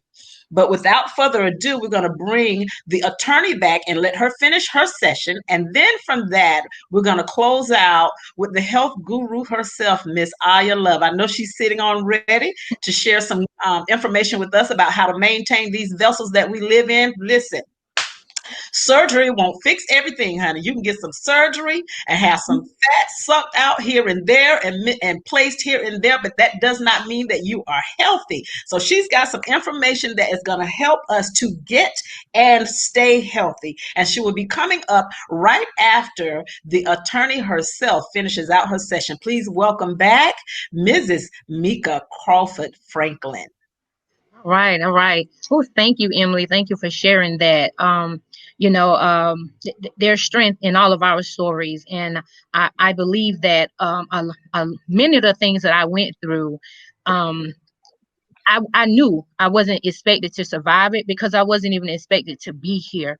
Sometimes the negativity that people can speak over our lives, even as little children, again, being called stupid. I wasn't gonna make it. I didn't have sense. God give a frog. I was gonna die by the time I was 12. Like I shouldn't have even made it to law school, let alone just even making it a law. Law school shouldn't have been there because of what people were saying to me. But again, God had a greater purpose and a greater assignment for my life. And I didn't understand. I was one of those people that I felt like life was always beating me down. Like I couldn't win for losing. By the time I get up, I felt like, man, I'm getting knocked down again. I even felt like at one point that maybe I was cursed. That God, only reason why he had a little bit of a little sympathy for me was because of my mama was saved. I really felt that the only reason why God was keeping me alive at certain times was because of my mom. But what I began to realize, especially again, I'm just going to stick with law school right now. My journey at law school, it wasn't even about my mom. It was about the strength that God had given me through everything that people had spoke over my life in a negative manner. I even had a woman come up to me at church, at my mom's church, to be exact, when I was going through my stuff in Charlotte. And she came up to me and said she wanted to apologize to me because I had upset her at church and she sent her spirit after me, meaning that she prayed against me. She prayed for bad things to happen to me. Now, of course, in my mind, I want to slap fire from her jaws at that particular point because you had the gall to come up to me in my mama church and say such foolishness. But again, what I began to realize is that there were people like that. That's what God was getting me ready for this battle, this struggle that I was going through. Everything that I had been experiencing in Charlotte, it was because where I was getting ready, this next dimension that I was going through in my life, I was going to meet some fools like her. And I couldn't slap everybody's jaw because when I tell you, I'm telling you, my hand was itching. I wanted to take her neck and wring it like a turkey. Like, how dare you? Because I'm going through this and you spoke this against me and you were supposed to be my sister in the Lord. You wasn't a stranger to me. You was a person that was fellowshipping with me, supposed to be praying for me. But you had sent your spirit because you was upset that I corrected you on something. But nonetheless, again, people like her, the experience, God was building me up. Because again, while I was in law school, and I left off saying I was pregnant. I was married and I was going through and I was commuting. And it was bad. I was sick almost every day. And again, people was, you need to quit, you need to stop, you need to let this go. But I knew, God, you brought me too far. You are not going to leave me now, God. And this wasn't on the strength of my mama, but this was on the strength that me of myself, that I knew at this point that God was strengthening me and he was going to bring me through. And I'm going to tell you guys something. Long story short on that one, I graduated from law school. My son was 3 weeks old. I had him a little bit early. I graduated on time. I never failed a class, even though, again, some of my colleagues, my classmates, they didn't make it out. And they didn't have none of my story. They had money, they didn't have children, but God brought me through, because while that person thought she sent her spirit to take me down, what she did was cause me to pray. She caused me to raise up within myself, to find a strength within myself that my mama couldn't pray me through, my daddy, my brother, no one could pray me through. Mika had to pray. I had to get some business about myself and begin to again to realize the strength that God had given me. That little girl, Mika, that everybody told I wasn't gonna make it. Let me tell you where I'm at now. And this isn't a brag on Mika, but it's a brag on God and who he called me to be. Not only did I graduate law school, I'm a law professor. I'm a law advocate for those that can't stand for themselves. I just wrote an 11-page initiative to the legislators of Congress for criminal reform. I just helped a guy 26 years in prison get his parole. Based, and again, not because I'm bragging on me, but the strength, those things that I had to go through, that if God wouldn't have given them to me, I wouldn't have what I have now to fight. I wouldn't be able to touch the women lives that I meet along the way. That again, I would just meet somebody and I would just start telling them, hey, this is what I went through. You're not going to give up. Let me tell you this. No, ma'am. Pick yourself up. Let me tell you what's getting ready to happen right now. But I'm able to be the strength because those people that thought they was bringing me down, that I was going to die, that I wasn't going to make it. On top of that, let me tell you what else this little girl, the little ugly ducking and funny looking kid, and I was funny looking, but they didn't have to say it. But let me tell you about the funny looking little girl that wasn't smart, ADHD, and barely making it through school. I'm a patent holder. I have a U.S. patent with a prototype built that I'm introducing to manufacturers across the world right now. Government contracting that I'm on board for right now. And again, we're talking about a strength that it didn't come from me, but it came through adversity. It came through those people trying to come against me because they didn't like something that I said or what. I've always been outspoken. And what I'm not going to do is I don't back down. I speak, and I speak what I feel God has given me. But it was what I had to go through to get to where I am now. Again, PhD candidate. Again, I was the girl. Let me tell you, I ain't gonna call myself dumb, but school brightness wasn't on my side back then. I just know. But I graduated with honors in undergraduate. Again, didn't fail any classes in law school, and now I teach law. I teach other women to what they need to do to get to where I'm at. And what I tell them, we're not giving up. What we get ready to do, we're getting ready to step back and we're getting ready to figure out how you're going to make this plan happen. And while I try not to, I don't throw God in anybody's face, but I only tell them what got me through. I didn't make it on my own, but the strength that God began to give me. Again, as I talked about, those wings as eagle that I had to mount up. And again, I love the eagle story. I love talking about the eagle. And when I begin to research the eagle and just try to see about the eagle, let me tell you what the eagle does. They can expand their life by about 40 years because what they do, they go to a mountaintop and they rest there for about 6 months alone. And what they do, because eagle, if they don't do this process, their wings begin to get heavy and they can't fly as well because so much, gunk and all the stuff in the atmosphere, it gets on them. So they go to this mountaintop by themselves and they sit. And also what they do, their claws start getting damaged and stuff from, just flying so long and doing everything they got to do. Their beaks start folding inward from everything from just life. But they go to this mountaintop and they sit. And what they begin to do, they begin to claw their nails on a rock. And when they're using them, they clawing those nails on the rock, new nails are growing. Those are falling off. Those nails are falling off. Once those nails fall off and they get new nails, they take those nails and they clean their wings. They begin to clean their wings. They getting all that gunk off. They getting all that negativity off. They getting off everything that the enemy set against them, because the eagle know he's a powerful bird. But I got to preserve my life at this point. I got to do what I need to do to be able to take off, because I got a mission. And so the eagle, again, they use them new claws and they shed it off. And then they take their beak and they beat it on the rock. Guess what happened? That old beak fall off. A new beak is formed. Now he's a new person. He's transitioning to a new person. What he do? He take flight again. And see, and that's what I had to do. I had to become the eagle. When I thought I was in that wilderness by myself in that shelter, God was giving me new claws, because so much had been on me. And I felt like, God, I'm not going to make it. But I knew I wasn't going to give up. But I was alone. I was on that mountaintop. And God was giving me the strength to claw my way, clean my wings, a new beak. Because you know why? I got the sword. It's people that I still need protecting. It's people that God is putting under my wings. And I can't be in that place if I'm burdened down.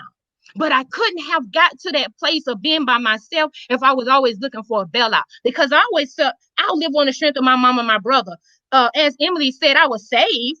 And I pray a little bit now, because see, I ain't want to be fooling no demons, so I ain't want to get too deep in it now. So demons get to talking to me and whatnot in the third, because I'm gonna have to run from all this here. But God put me in a place. No, you alone. You got to clean up your own self. So again, I had to become an eagle. I had to become that eagle, that person. Because again, the eagle is a powerful bird. And again, I don't say this to brag, but I know what God brought me from. That little girl that shouldn't have made it, I'm an eagle. And I can fly now. When the devil come up against me, I remember my strength. And if I got to go back to that rock by myself and I got to sit, I'm there. And I'm cleaning up myself, because there are women that God has placed under me. There are men that even God placed under me. There are people that I'm advocating for, that I'm going to bring through to Christ through my advocacy, through me going to help you with your legal case, your life, you're coming to God. And I ain't got to preach to you about it, but I'm going to show you, because you're going to be up under my wings, the eagle that God allowed me to become. Again, not because I was so great, but who he called me to be. My brother called me in about 2 o'clock in the morning. And I had been going through some things. One of the things I tell people, I'm a successful failure. When I first took my bar exam, I failed. And again, of course, the devil tried to tell me, I knew you see, I tell you, we ain't going to be nothing. That you can't even pass that bar exam. But again, I had to find strength in it. What is in this, God? What is in this failure? Again, God, here we go again. Lord Jesus, how much more can a sister take? Can you give me a breather, Jesus? Just for a little while. But again, he was building me up for where I'm at right now. That I need to be able, I need to know what that failure is like when I thought that I had made it and I arrived. My story wasn't done being written. God had to still add some chapters, because it was some women and some people that was going to need that. They were going to need to see what failure looked like and not giving up. I didn't give up on my dream. My brother called me. Again, he's a pastor. He called me about 2 o'clock in the morning, said God wouldn't let him sleep, and said that God said that he had given me a covenant to be an advocate for the people. And that if I could hold on, he had given this to me, and that God was going to use my life to change policies and to change people, to change in the judicial system.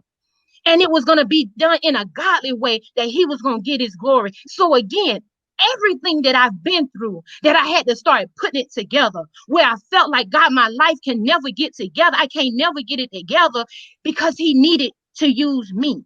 He needed people to see me. If I didn't have a story to tell, then it's a lot of people wouldn't be helped.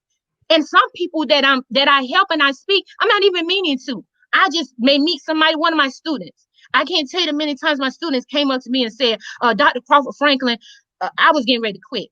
I couldn't do this no more. And I no, we don't quit, sugar.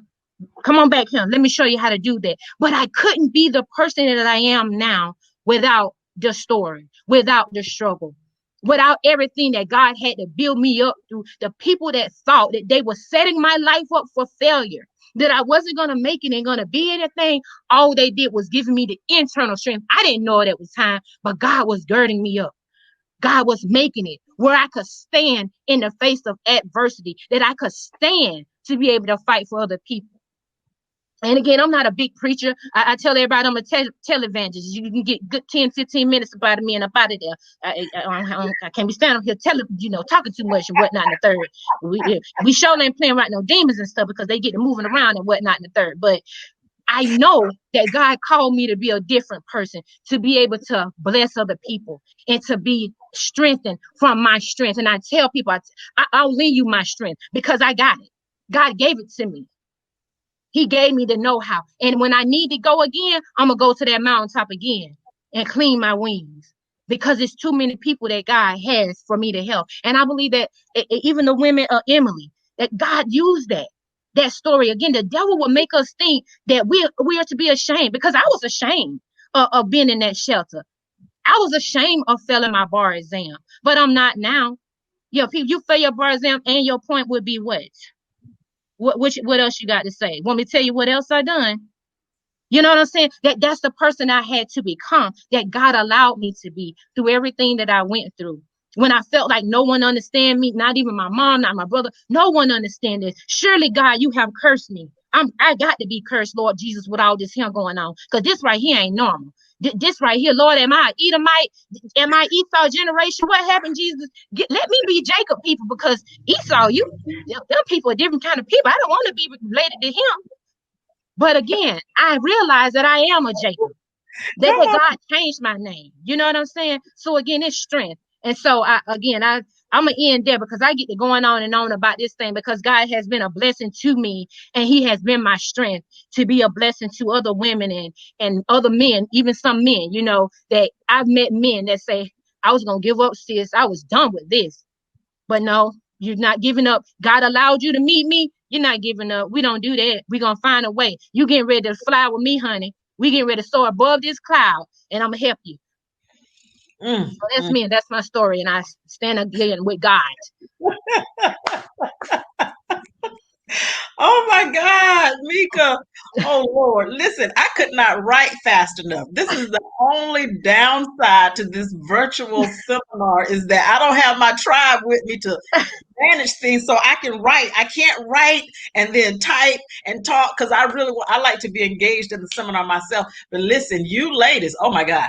I am really excited, simply because, first of all, I know that you guys were the crew that I needed to have on today. You guys have definitely demonstrated strength on display, taking down what? Taking down our former thoughts, taking down those former words that have been spoken over us, taking down the former beliefs that we had. At one point, we believed everything that was said about us. I don't know about any of you, but at one time, certain things were spoken over me for so long, I believed it. I believed it. And so what I had to take down was those former thoughts, all of that stuff that people said about me. And what I'm hearing from you two ladies thus far is that you had to do the same thing. You had to get to a point just alone, where it was you and God, till you started believing what He said about you. You started believing whom He revealed you to be, whom He said you were going to be. You started believing that, and then you started working towards that. And you all know it's not an easy feat. If people talk about establishing a habit or breaking a habit in 21 days. Well, just imagine listening to Mika. It was years, from your younger years, people calling you names just based on your performance, temporary performance, mind you, in school. And so they attributed that to what your lifelong life was going to be, not knowing things can change in a second. Things can change in a moment. We won't always be these people who are young, immature, lacking skill, drive, wisdom. We're not stuck in that. We won't always be that. We get to a point where we start growing. We start looking at ourselves like, you know what? I don't like my life the way it is right now, and I'm going to do something about it. I wrote down the word self-regulate. At some point, we stop looking for affirmation from other people, and we take a long, hard look at ourselves and decide who we want to be. It's not based on anybody else. I could care less what the next woman is doing. Even when it comes to this platform, I know many people are doing this. And listen, I'm rooting for anybody that's trying to help the next person. But what somebody else is doing has no bearing on what I believe I have been called and chosen to do. So if there are 30 businesses, 30 establishments, 30 women's groups on social media that's doing the same thing that I'm doing, listen, I'm clapping and cheering for all of you, but I'm going to keep doing what I'm doing. And if we can so happen collaborate, great. And I'm all for collaborating. But if nobody else wants to, that's fine. That's fine. It's not going to stop me from doing what I believe God has called me to do. Everybody has a story. Everybody's story is unique. Everybody's story is purposeful. So, what we cannot do is feel like we're the only one. We're not. But I tell you what, platforms like this where people are not ashamed to share their struggles, their failures, it gives us all encouragement. You know what? When I thought I was about to give up, this morning I was sitting in my car and I said, you know what, Lord? My story is challenging, but somebody else's story is just as, if not more challenging. So I thank you for the grace to deal with whatever it is that I have to deal with, that I'm dealing with right now. And just to go back to something we said earlier, if God has brought us out of some of the stuff that we've already been through, then what we're going through right now is nothing. Is nothing, because one thing that has been established is strength in us and self-determination. At one time, maybe we looked at it from a victim point of view, Emily. Maybe one time we looked at ourselves as the victim. Well, this is as good as it's going to get, honey. It ain't going to get any better. But the devil is a liar. And what I was speaking out of my mouth at that time, that was a lie too. It is just not going to happen as long as there's breath in our body, and there's a willingness. We engage our will. There is always the chance that we can change the trajectory of our story. What we start speaking will be different. We're speaking life. We're speaking strength. We're not speaking failure. We're not speaking failure anymore. That's not what we're doing. I want to challenge all of you to challenge yourselves, even after, right now you're sharing your winning season or what you went through. And I thank you for doing that. Thank you so much for doing that. But when trouble comes up again or challenges come up again, challenge yourself. Find a more fluid way. Those of you that may be watching the replay or watching from the Soul Peace page, if you find yourself in a challenging moment right now, develop a more fluid way of thinking. Sometimes you have to get yourself out of this box that you have placed yourself in. No one else has done it. You've placed yourself in a box. You've placed limitations on yourself. It's okay to look at other people to be encouraged, but I would dare say one thing that can hinder us is comparing ourselves to somebody else. You are not them, and they are not you. If you can't gain strength from them, don't make them the bar. You become the bar. You set the bar and you become the bar. Don't let somebody else be your bar. So with that being said, because we are actually over time, however, this has been so good. I'm loving I'm sorry, I've muted most of you. I didn't realize, just in case you guys wanted to add something. I do apologize for that. But just in case you guys wanted to add something, let me definitely unmute you. But without further ado, I want to introduce my cousin to you guys. Okay, I think maybe she did that herself. This is Miss Aya Love. She is our health and wellness guru who is going to speak with us for a couple of minutes on what it is that she does. I've done a small introduction of who she is, but she can tell you more about who she is and what she does. Let me just remind you, I just want to throw this out there because it does my heart good to be able to say this, that baby, this is not a fly-by-night thing that she does. Sister hops on a plane and goes all the way over to the motherland. In fact, the next time you go, please let me know, because I want to go with you. That's a goal of mine. It's on my bucket list. I want to go over to the motherland, but please take the girl with you. So I don't want to get in your business because I'm certainly not trying to duplicate it. That ain't my call. I don't have the grace for that. But I do want to go over there with you. But sister goes over to the motherland to do what she does. She's serious about health and wellness, not just for herself and her children. Her children are involved.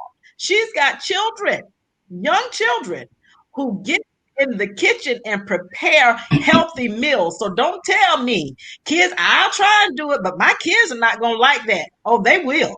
They will. This is also bonding. This is an opportunity to bond with your children. She is serious about what she does. Her session is called Levels to Self-Love. Please welcome, if you all would join me in welcoming Miss Aya Love, the health guru. Yay! Thank you. Greetings, everyone. That's some big shoes to fill behind the attorney queen. I just want to say thank you to both of you ladies. Your stories are amazing. Thank you for sharing your testimonies to help other ladies as well. I started tearing up because the attorney queen, you touched me. It's some things that I have been struggling with. And when you said that part about, hey, school, that just wasn't my thing. And I struggled in that area, and I'm so hard on myself. But thank you, because you gave me what I needed this morning. Thank you. Thank you to my cousin, Latanja, for allowing me this platform to speak.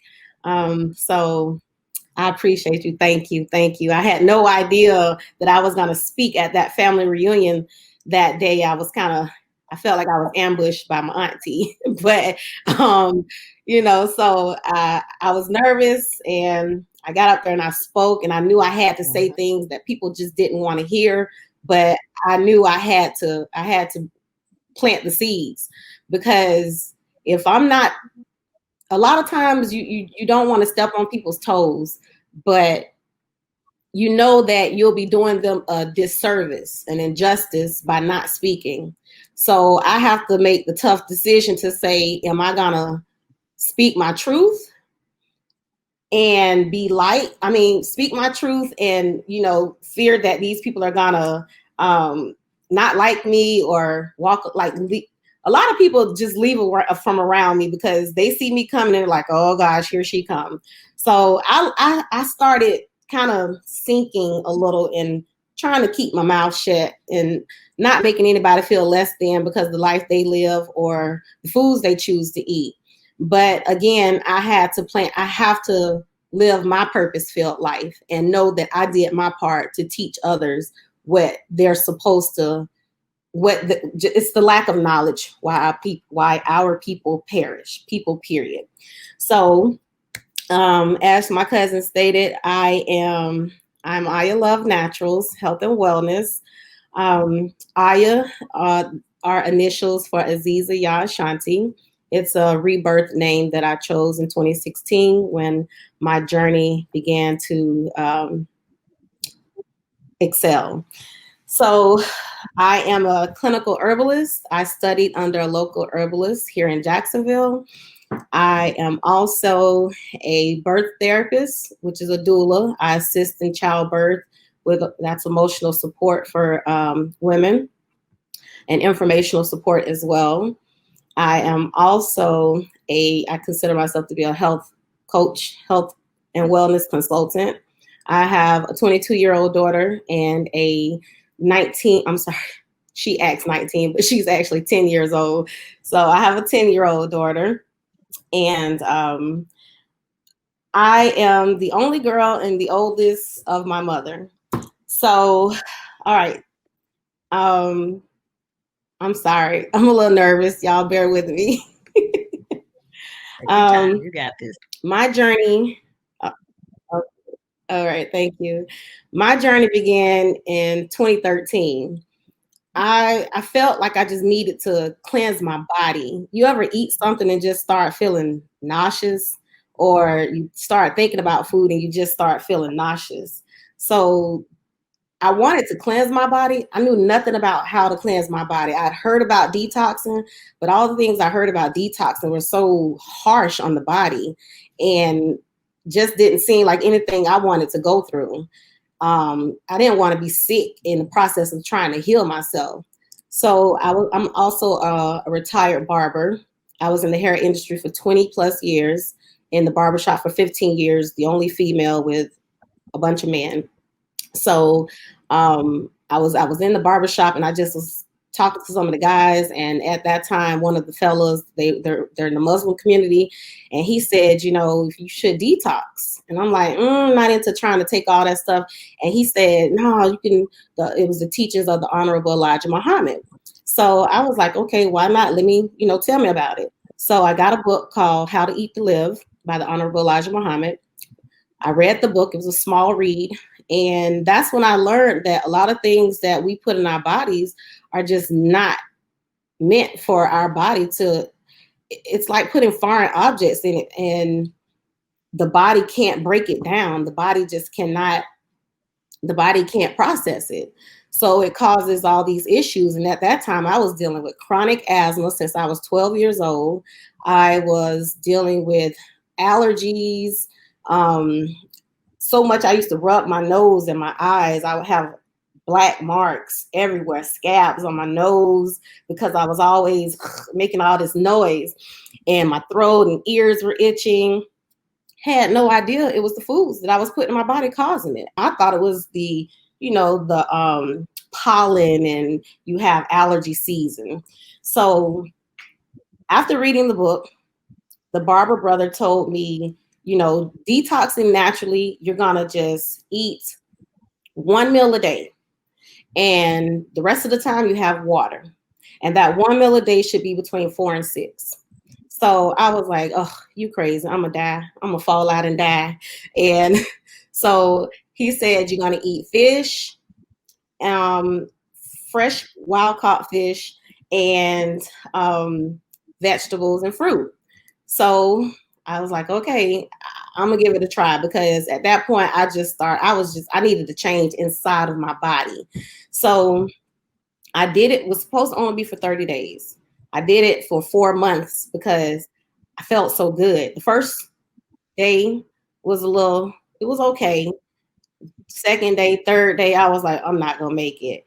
But after the third day, it's like I had new life in me. I felt better. My energy was through the roof. I even started noticing my skin started clearing up. So I'm fasting and detoxing. All right. So fast forward. Well, no, not fast forward. I was back and forth between eating that way and then going back to chicken. And I didn't eat beef or pork, but chicken and turkey. I was going back and forth. I was traveling a lot, so I just didn't know what to eat.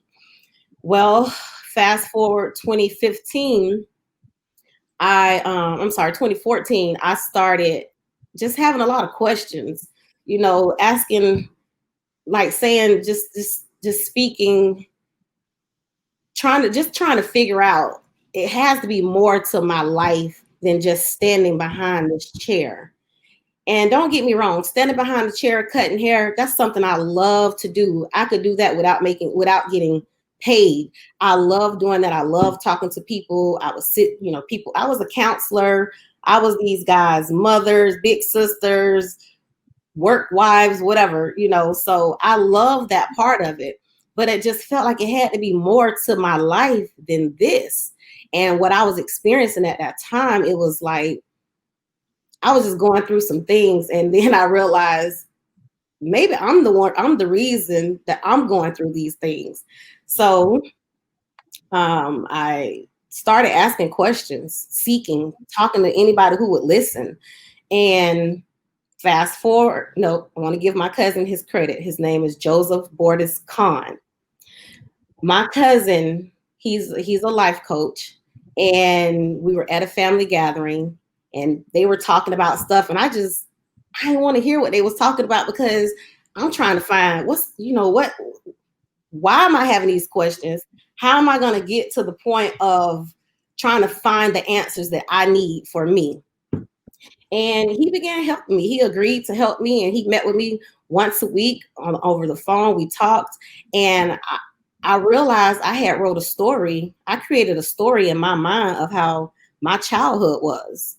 And he made me realize, maybe you were looking at it wrong. So anyway, make a long story short, I had to go back I had to go backwards in order to move forward. I needed to go inside of me, and I needed to heal me, and I needed to forgive myself. I needed to forgive others for things that they had done to me. I just had to heal in order to find to be able to have that self-love, that relationship with myself. Failed relationship after failed relationship. So anyway, that's another story. Fast forward 2015. I got married to somebody I met very quickly. We learned about Dr. Sebi, and we just decided to, well, for those of you who don't know who Dr. Sebi is, Dr. Sebi is someone that taught people how to heal themselves naturally with herbs, food, and sea moss. So my ex-husband and I, at that time, we just pretty much cold turkey. We decided that we were going to change our eating. We were already health conscious, but we decided to just change our eating and not go backwards. And that's what we did. He was overweight. He lost about 100 pounds. I lost 50 pounds. No workout, no exercise, just adding alkaline foods to my diet. And after that, I began to notice an even bigger difference in my just my thought process. That's when I realized, you know what, this is more than just the physical. This is the mind. This is a mental and spiritual healing as well. So I then began to meditate. I'm sorry, alkaline foods. Somebody had a question. Alkaline foods you remember the pH scale? And on the pH scale, anything under 7 is acidic, 7 is neutral, and anything after 7 is alkaline. So disease and sickness cannot live in an alkaline state. And those are the foods that heal. Okay. So once I transitioned, I began to, I learned about meditation only because my marriage began to decline. I married a person I thought I knew. I didn't know him. And I found out later the reason why I didn't know him was because I never knew myself. Once I started that healing process, that healing journey in 2014, I thought I was like, okay, I'm good now. I'm healed. I love myself. I talked to my mom, and I was able to release some things that happened to me in my childhood. So I thought I was healed, and I wasn't. I moved too fast. So that marriage was horrible, and horrible in a sense because he forced me to see myself, something that nobody had ever been able to do, because I was a runner. I would run from every situation. And as soon as somebody called me out, I don't want to hear that. You don't know me. I just didn't want to hear it. My attitude was bad. I would get angry all the time. I would snap at people. I thought I knew everything. Nobody couldn't tell me nothing. So this man forced me to see myself, and it was not in a good way. I'll tell you that. It was verbal, mental, and physical abuse. And I lost myself. I started losing myself in that short time. It was only a 4-month marriage. So when I began to lose myself, I turned to meditation. I heard about meditation.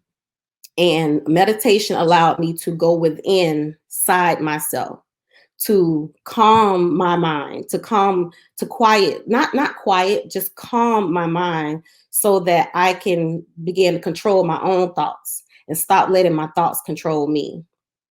And in that, I found out that there are levels to self-love. So back in 2014, when I thought I was healed, I didn't know there were levels. And that's where I come up with that term, that phrase, levels of self-love. So I got out of the marriage. And then after that, I went in solitude. I was losing friends that I thought were sisters, that I thought would never, leave me.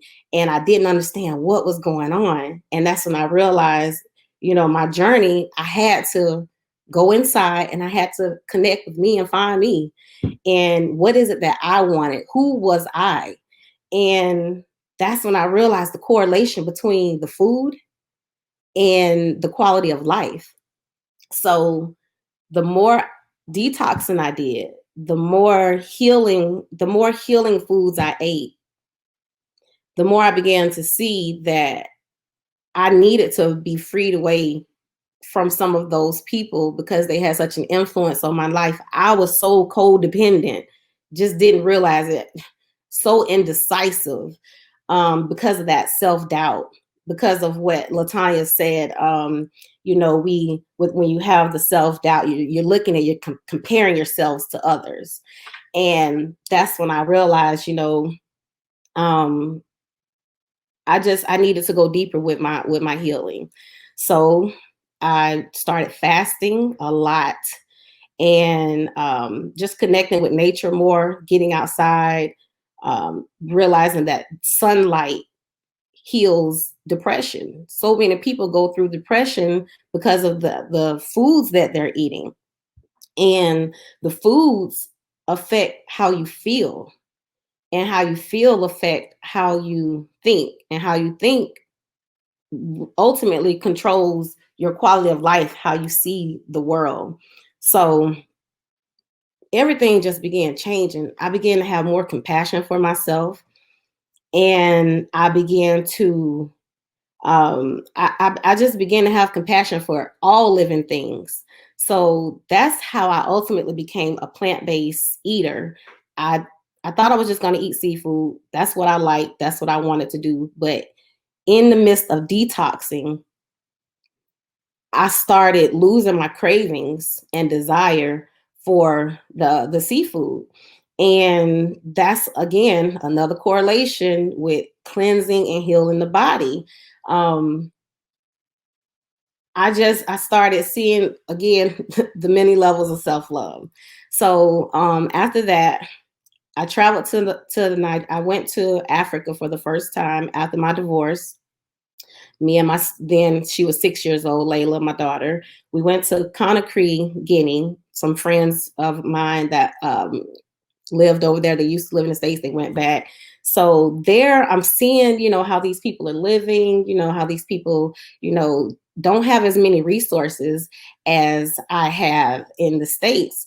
And I see everybody with their own business, whether it's in front of their house, in front of just on the side of the road. And I was like, you know what? When I came back home, I hit the ground running. Because while I was over there, I didn't have a lot of even the healthy junk food that I would have at my disposal. I didn't have it over there. So I was really fasting. I was eating one time a day. I was sleeping a lot. There was no TV, no distractions, no cell phone. And I became so spiritually in tuned. I had tapped into a whole nother realm. I didn't even know. So when I came back, I hit the ground running. I started my business with a gallon of detox water. Cost me $5. Somebody begged me to make them a gallon of detox water. And when I made the water, she insisted on paying me for it. So I started selling detox waters. And that's when I realized what the herbs were doing for me. So let me incorporate the herbs, into this tea for them. So 2018, the end of 2017, I met the local herbalist and here in Jacksonville, and I began studying up under her. And I honestly just wanted to learn more about herbs. I had no intentions on becoming an herbalist. This is not the life that I pictured for myself. So once I met her, she introduced me. I'm sorry, her name is Dr. Ishanda Wamara. So once I met her, and I just started learning more about herbs. So she was connected to Nigeria, and we traveled to Nigeria in 2018, and there is where I took my clinical internship. So during the clinical internship, we were there, and it was me, her, and another lady. We made enough medicine to distribute to 300 people in the villages. It was a total of 13 villages. So while in the villages doing these case studies, you know, just seeing how people live, seeing the lack of resources, and it was like it broke my heart, because I'm like, what are they going to do after, you know, we're gone? So my friends, my family, my Facebook friends, they were so nice and so generous to donate money for us to take over there. We had enough money left over to get out from getting our luggage there with the medicine. So I was able to create a forum to teach the people how to make their own medicine just from simple items from the market. So from the farmers market there. So once the medicine that we gave them that had run out for high blood pressure, diabetes, any issue that they were having, once that ran out, we were able to provide them with the groceries and the herbs and the spices that they needed to make their own medicines. So I was able to show them how to do that. So after that, came back and graduated. Now I'm a clinical herbalist. And after that, I went to Jamaica. So in Jamaica, I went there because, like I mentioned before, about Dr. Sabi teaching us about sea moss, herbs, and the alkaline foods. I saw what a difference sea moss was making in my life. I also learned that there were a lot of fake, unauthentic, I say, sea mosses that were being sold to people. They were being pool raised. And what they were doing in the pools, they were adding salt to try and mimic the ocean. Well, we all know we can't mimic nature. You just can't do it. So I was already traveling back and forth to Jamaica. So I went back and I just started doing my research and just talking to the people. And then I connected with some divers, and I wanted to be sure that my people, my clients, were getting the most authentic, highest quality of sea moss that they could get. So I did that. Oh, I'm sorry, I skipped around. That was 2018. 2019 is when I traveled to Nigeria for the the clinicals for the internship. So once I came back, that's when I expanded my sea moss business even more, and just talking and teaching anybody who would listen. So once the sea moss business expanded, I traveled to Italy with my cousin for her birthday, and I'm always working. No matter where I'm at, I'm always working. My brain just never turns off. So I started noticing the difference from Africa, Jamaica. Africa and Jamaica are supposed to be places that people have, you know, a lack in the things that they need. However, the land is so rich. They have so many good resources there. They eat healthier. Well, while I was in Italy, you know, it's a beautiful, beautiful place. I realized their eating habits were horrible. It was so hard for me to even find lettuce to get something to make a salad. So they had pizza places, ice cream parlors, pastry places. It was just all sugar, sugar, sugar. So anyway, that's when I just started collecting more data. So after that, 2018, fast forward, here we are 2020.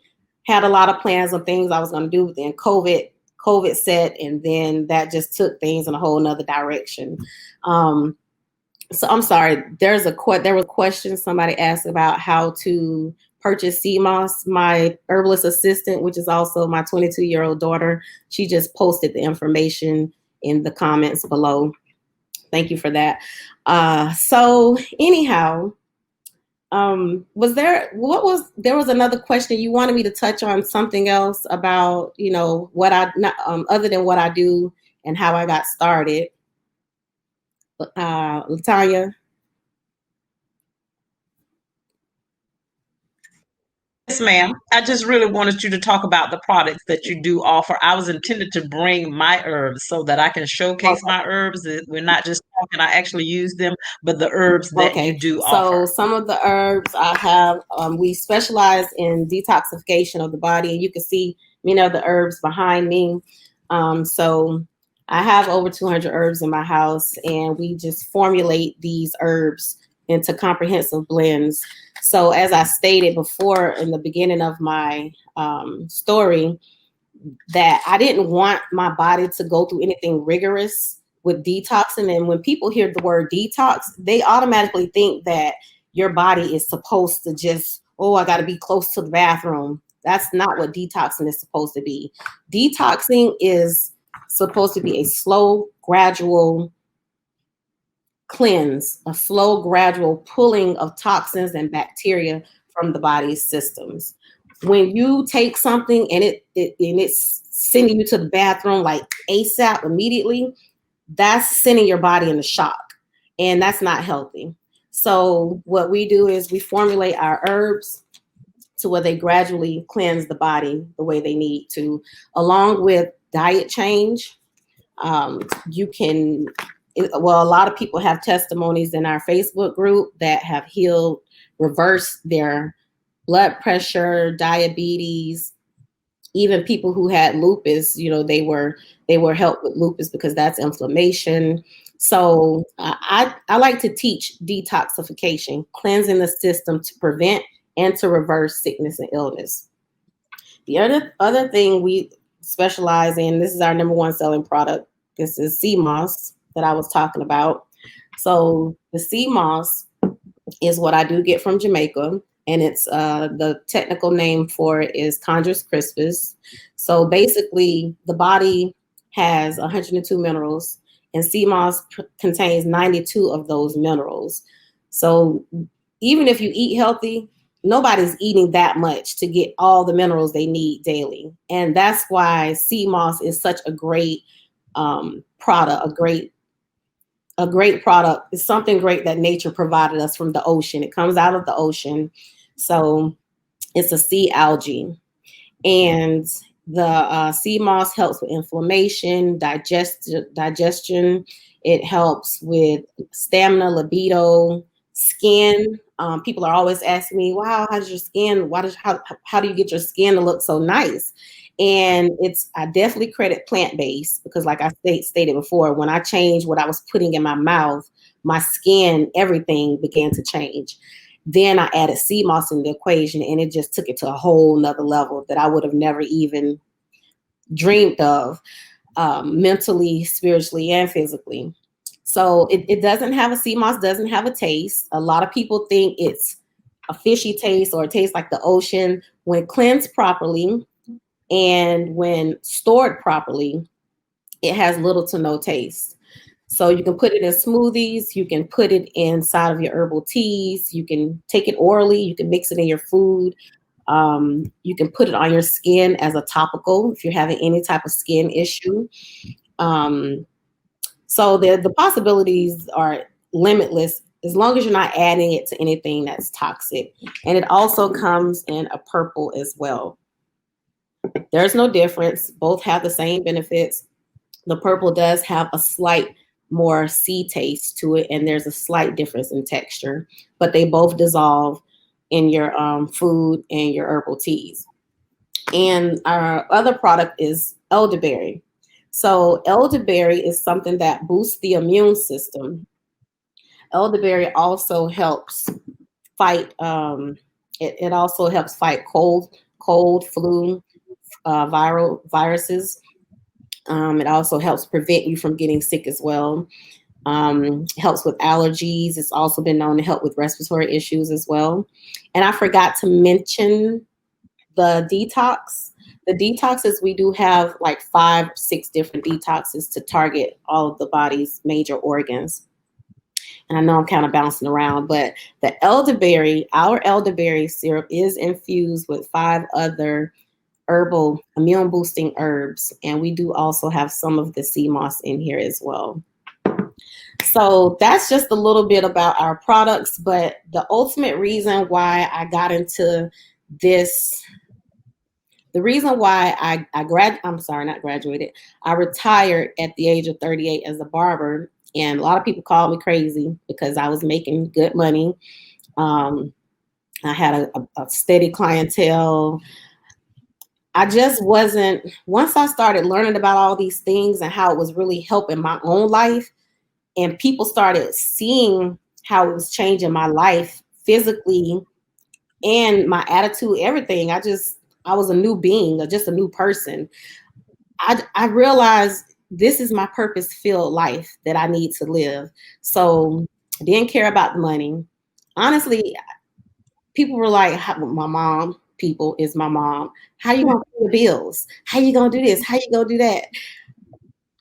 I was always told that if you're doing the things that you're passionate about, you never have to worry about money. So I stepped out. I just stepped out on the limb. I was like, you know what? I'm not happy. I'm not completely happy and fulfilled cutting hair anymore. So December 2018, I retired. And after that, I just full-fledged with the business. And once I did that, I just haven't looked back. I'm just grateful to be living a purpose-filled life. I'm grateful to be helping people who want the help, people who want to transition to a healthier lifestyle. And that was the reason why I knew I had to get into this business 100%, because I saw so many people suffering, so many people dying from something as simple as high blood pressure, diabetes. Diabetes is a digestional issue. It's something that can be reversed in a matter of like a week or 2 weeks. Even high blood pressure. A lot of our community, our culture, and when I say our culture, I mean mainly Black people, because our diet traditionally, was placed upon us due to slavery, basically. So I have a term, I call it slave food, because that's what our ancestors were taught to eat. And those are the things that are killing it's killing our people. And even more so when our people are just sitting and not being as active. So the blood is not circulating. And it's causing tremendous issues in our body. So what I do is I go around and I teach people levels to self-love. We all say we love ourselves, but then we don't drink water. We say we hate water. Hating water is a form of hating self, because water is the lowest level of self-love one can give themselves. Your body is made of over 3/4 of water. So you won't have a good quality of life. And something as simple as water not only helps the digestion system, but it also helps the mind. It can cause irritability and you just don't know what's wrong. You just need to drink some water. I know when I was little, stuff was going on, and your grandparents would be like, go drink some water, go lay down, go to sleep. It's true. I even have to catch myself because I'm so busy, always trying to, I homeschool my 10-year-old since she was in first grade. So I'm homeschooling, I'm working, I'm taking care of people. And that's very easy to lose yourself when you are in a position and you're servicing people. So it is a struggle, but you have to remember your why. And Cicely Tyson, she's been plant-based since I believe the 60s. And we all know she's what, 90, 95? She's up there. And she stated years and years ago when she became plant-based, if I'm gonna live, I may as well live well. So some people will say, well, we gotta die from something. That's true. We do have to leave this earth. We know that. But while I'm here, I don't want to suffer. I don't want to suffer. Going to the hospitals, going to doctor's appointments when you get older, that's not what life is supposed to be about. When you turn 40, people think, oh, I got to get glasses. I got to get a colonoscopy. I got to get that. You don't have to get those things. I turned 40 and I look younger now than I did when I was 20. I feel better than I did when I was 20. I'm more active. I'm just more active and I can do more things. I like to climb trees. I can climb trees. And before taking CMOS, I really couldn't do those things because I had a torn rotator cuff. I got in car accidents, and it was a lot of inflammation in my body. So detoxification, CMOS, and a plant-based diet, along with water and meditation. And people think meditation is hard. It's not hard. Meditation is just eliminating distractions around you. I'm sorry, because no, that's not true. Because you can meditate even if you have distractions around you. It's just a matter of breathing deeply through your nose, holding it for a second or two and blowing it right out of your mouth slowly, and just focusing on your breathing. And you do that a couple of times a day. And you can also look up guided meditation on YouTube. It's life-changing. It saved me from that marriage that I was in hell. It saved me when I just didn't know how I was going to come up out of it. So I definitely credit meditation to saving my life, literally, because there were times I thought I was going to die. So that's pretty much what I do, why, and what brought me to those decisions. And that's pretty much it. Oh my God, that was a very information-filled session. I'm getting tongue-tied now. I'm just really caught up in this information that you shared so much more than I was even aware of. Because, of course, during the family meeting, you didn't have this much time to share.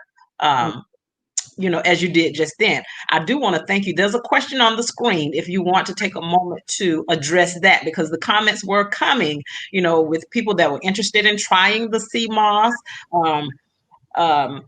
We make the statement all the time that health is wealth, and it really is. It really is. We put a lot of energy and money, might I add, on dressing up this outer appearance, and physically or on the inside, spiritually, it makes a reference to on the inside being full of dead man's bones. But naturally, we do so much to the outside, but we won't take care of the temple for real on the inside.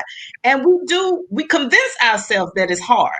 When you've shared, that was what you shared actually during the family get together that made me focus on you. When you said you lost 50 pounds without exercising, just when you changed the way you were eating, because I had been struggling trying to lose weight.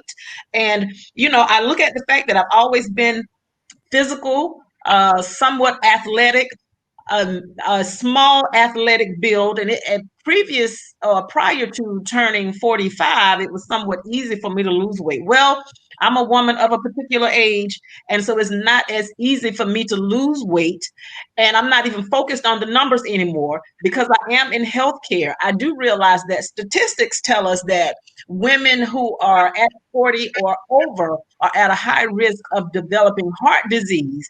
I started focusing on that. I want to focus on rather just being healthy. Didn't matter if I became a size 8 again or not. In fact, one of my daughters told me I would look really weird if I got that small again. So I'm not focused on the numbers anymore, but I do want to be healthy. And as Cicely Tyson said, if I'm going to live a long time, then I want to live healthy. I really do want to be healthy. And I want to share with our viewers just the items that I get from you, in addition to the CMOS. And a few minutes ago, I did just share, I'm a woman of a particular age. I started seeing a new GYN on last year, and I shared with her a concern of mine. Well, she confirmed what I believed I was approaching, and she said to me, she gave me a list of medicines. And I had already made up my mind that I was not going to take thus and such. I've never been a medicine taker, don't like it. The more I got involved in health, then I knew I wasn't going to put these synthetic items in my body. And so when she mentioned this list, I said, no, I don't want that. She said, you want natural? I said, yes. She said, oh, yeah, you look like a natural girl anyway. So she gave me a list of things. And some of those, a couple of items on her list are some things that you sell. Okay. Now, I don't know if I can pronounce these correct, but I know And I've been steady with these 3 items. Everything that you actually showcased on your page, if I could, I'd get it all. I'd try it all. But I've been steady with these items, and you can attest to that. In addition to the sea moss, which I do add to my smoothies that I make at home, I use maca. Mm-hmm. That was something that was on the list that she said would help. Mm-hmm. Is it chlorella? Yes. Chlorella? Mm-hmm. I use that. And spirulina? Spirulina. Spirulina. Yeah. There is a vegan store that I frequent here in Tampa, and I noticed that they sell this stuff at the counter. They sell this stuff, and so people are now. I have my vendor, obviously, and that's who I want to purchase my items from because I trust you as well. As Carissa said, I trust you and the dedication that you put into this, the passion, that the care that you have. When you care like this, you do something, and that's exactly what you demonstrated. And so I use these items religiously. My boys actually stand and watch me prepare my smoothie and then take my spoon and scoop out a little bit of each one. And when I tell you, just without being graphic, it has made a difference in my life. It saved me money because when you go to the physician, I have a chronic issue that I've had for a long time, hence the word chronic. And there was this new medicine that came out, and this medicine for a 30-day supply was $600. Wow. There was no way I was going to pay that. And so for that, I said, I've got to do something else. Shortly after is when I heard you speaking at our family reunion. And so I've been using this medication, and it helps. I was one of those that said, I don't like water. Now I cannot get enough of water. This is without adding anything to it. Occasionally, there are few far and in between that I'll add Crystal Light or something. But for the most part, my body desires pure water. And I do drink the alkaline water as well. I know you didn't get a chance to talk about that. You did talk about alkaline food. We didn't get a chance to talk about that. But if you would like to address the question on the screen, then we'll go from there.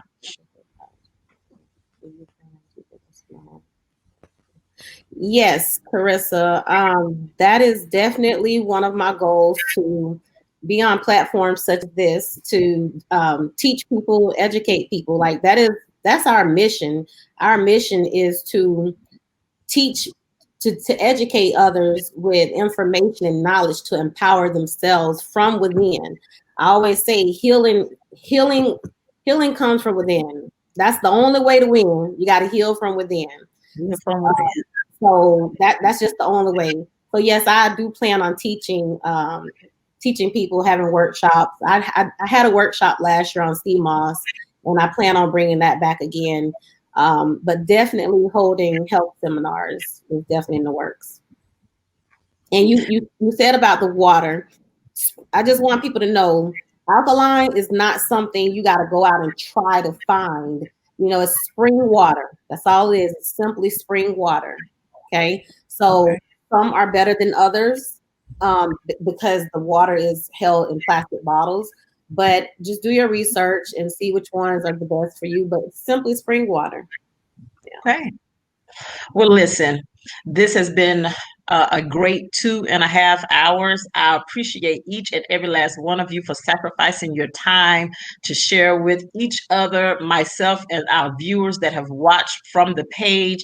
I just want to give a big ups to every last one of you. All of the information has been vital, life-changing, life-altering if we use it. One thing that I did say before we got started was there's 2 objectives that I hope those of you that came on had, which was to learn and to connect.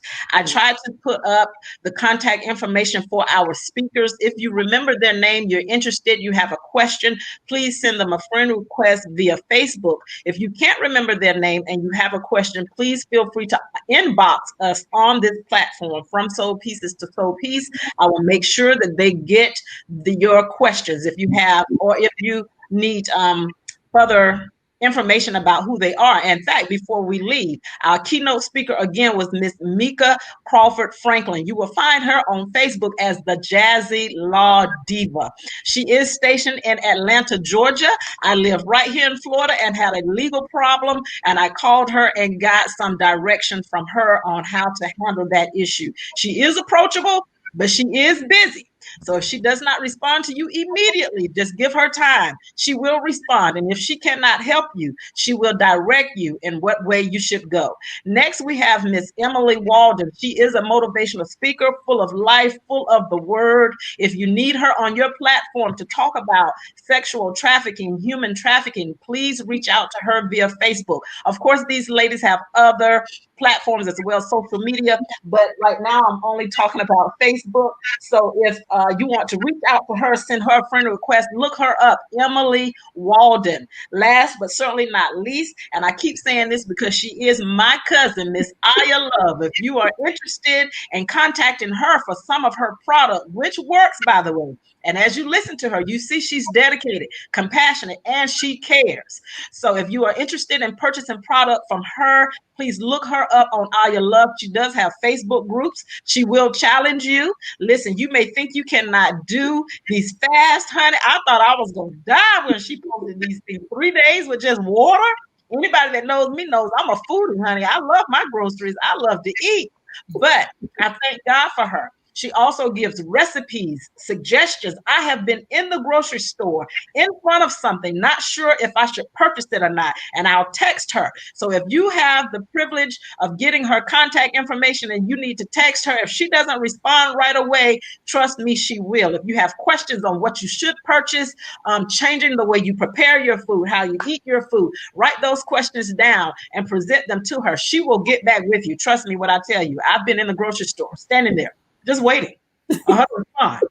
I need to know what to buy. What kind of flour am I buying? What am I doing here? I have no idea. Sure. So reach out to these ladies. Thank you guys so much for being online with us today. Thank you all for participating in this conversation. If you have enjoyed what you have heard here, please share this broadcast. Tell someone about From Soul Pieces to Soul Peace. We are dedicated, committed to building a community of strong women by any means necessary, whether that is emotionally, psychologically, health-wise. That's what we want to do. We're all about connecting and growing, helping one another. Thank you guys so much. I hope to see you all in the near future. I love you. Be blessed on today.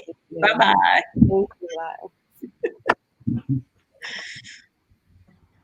Thank you. Thank you. Thank you all. Thank you, Latanya. Thank you, cousin. I'll text you later. Okay.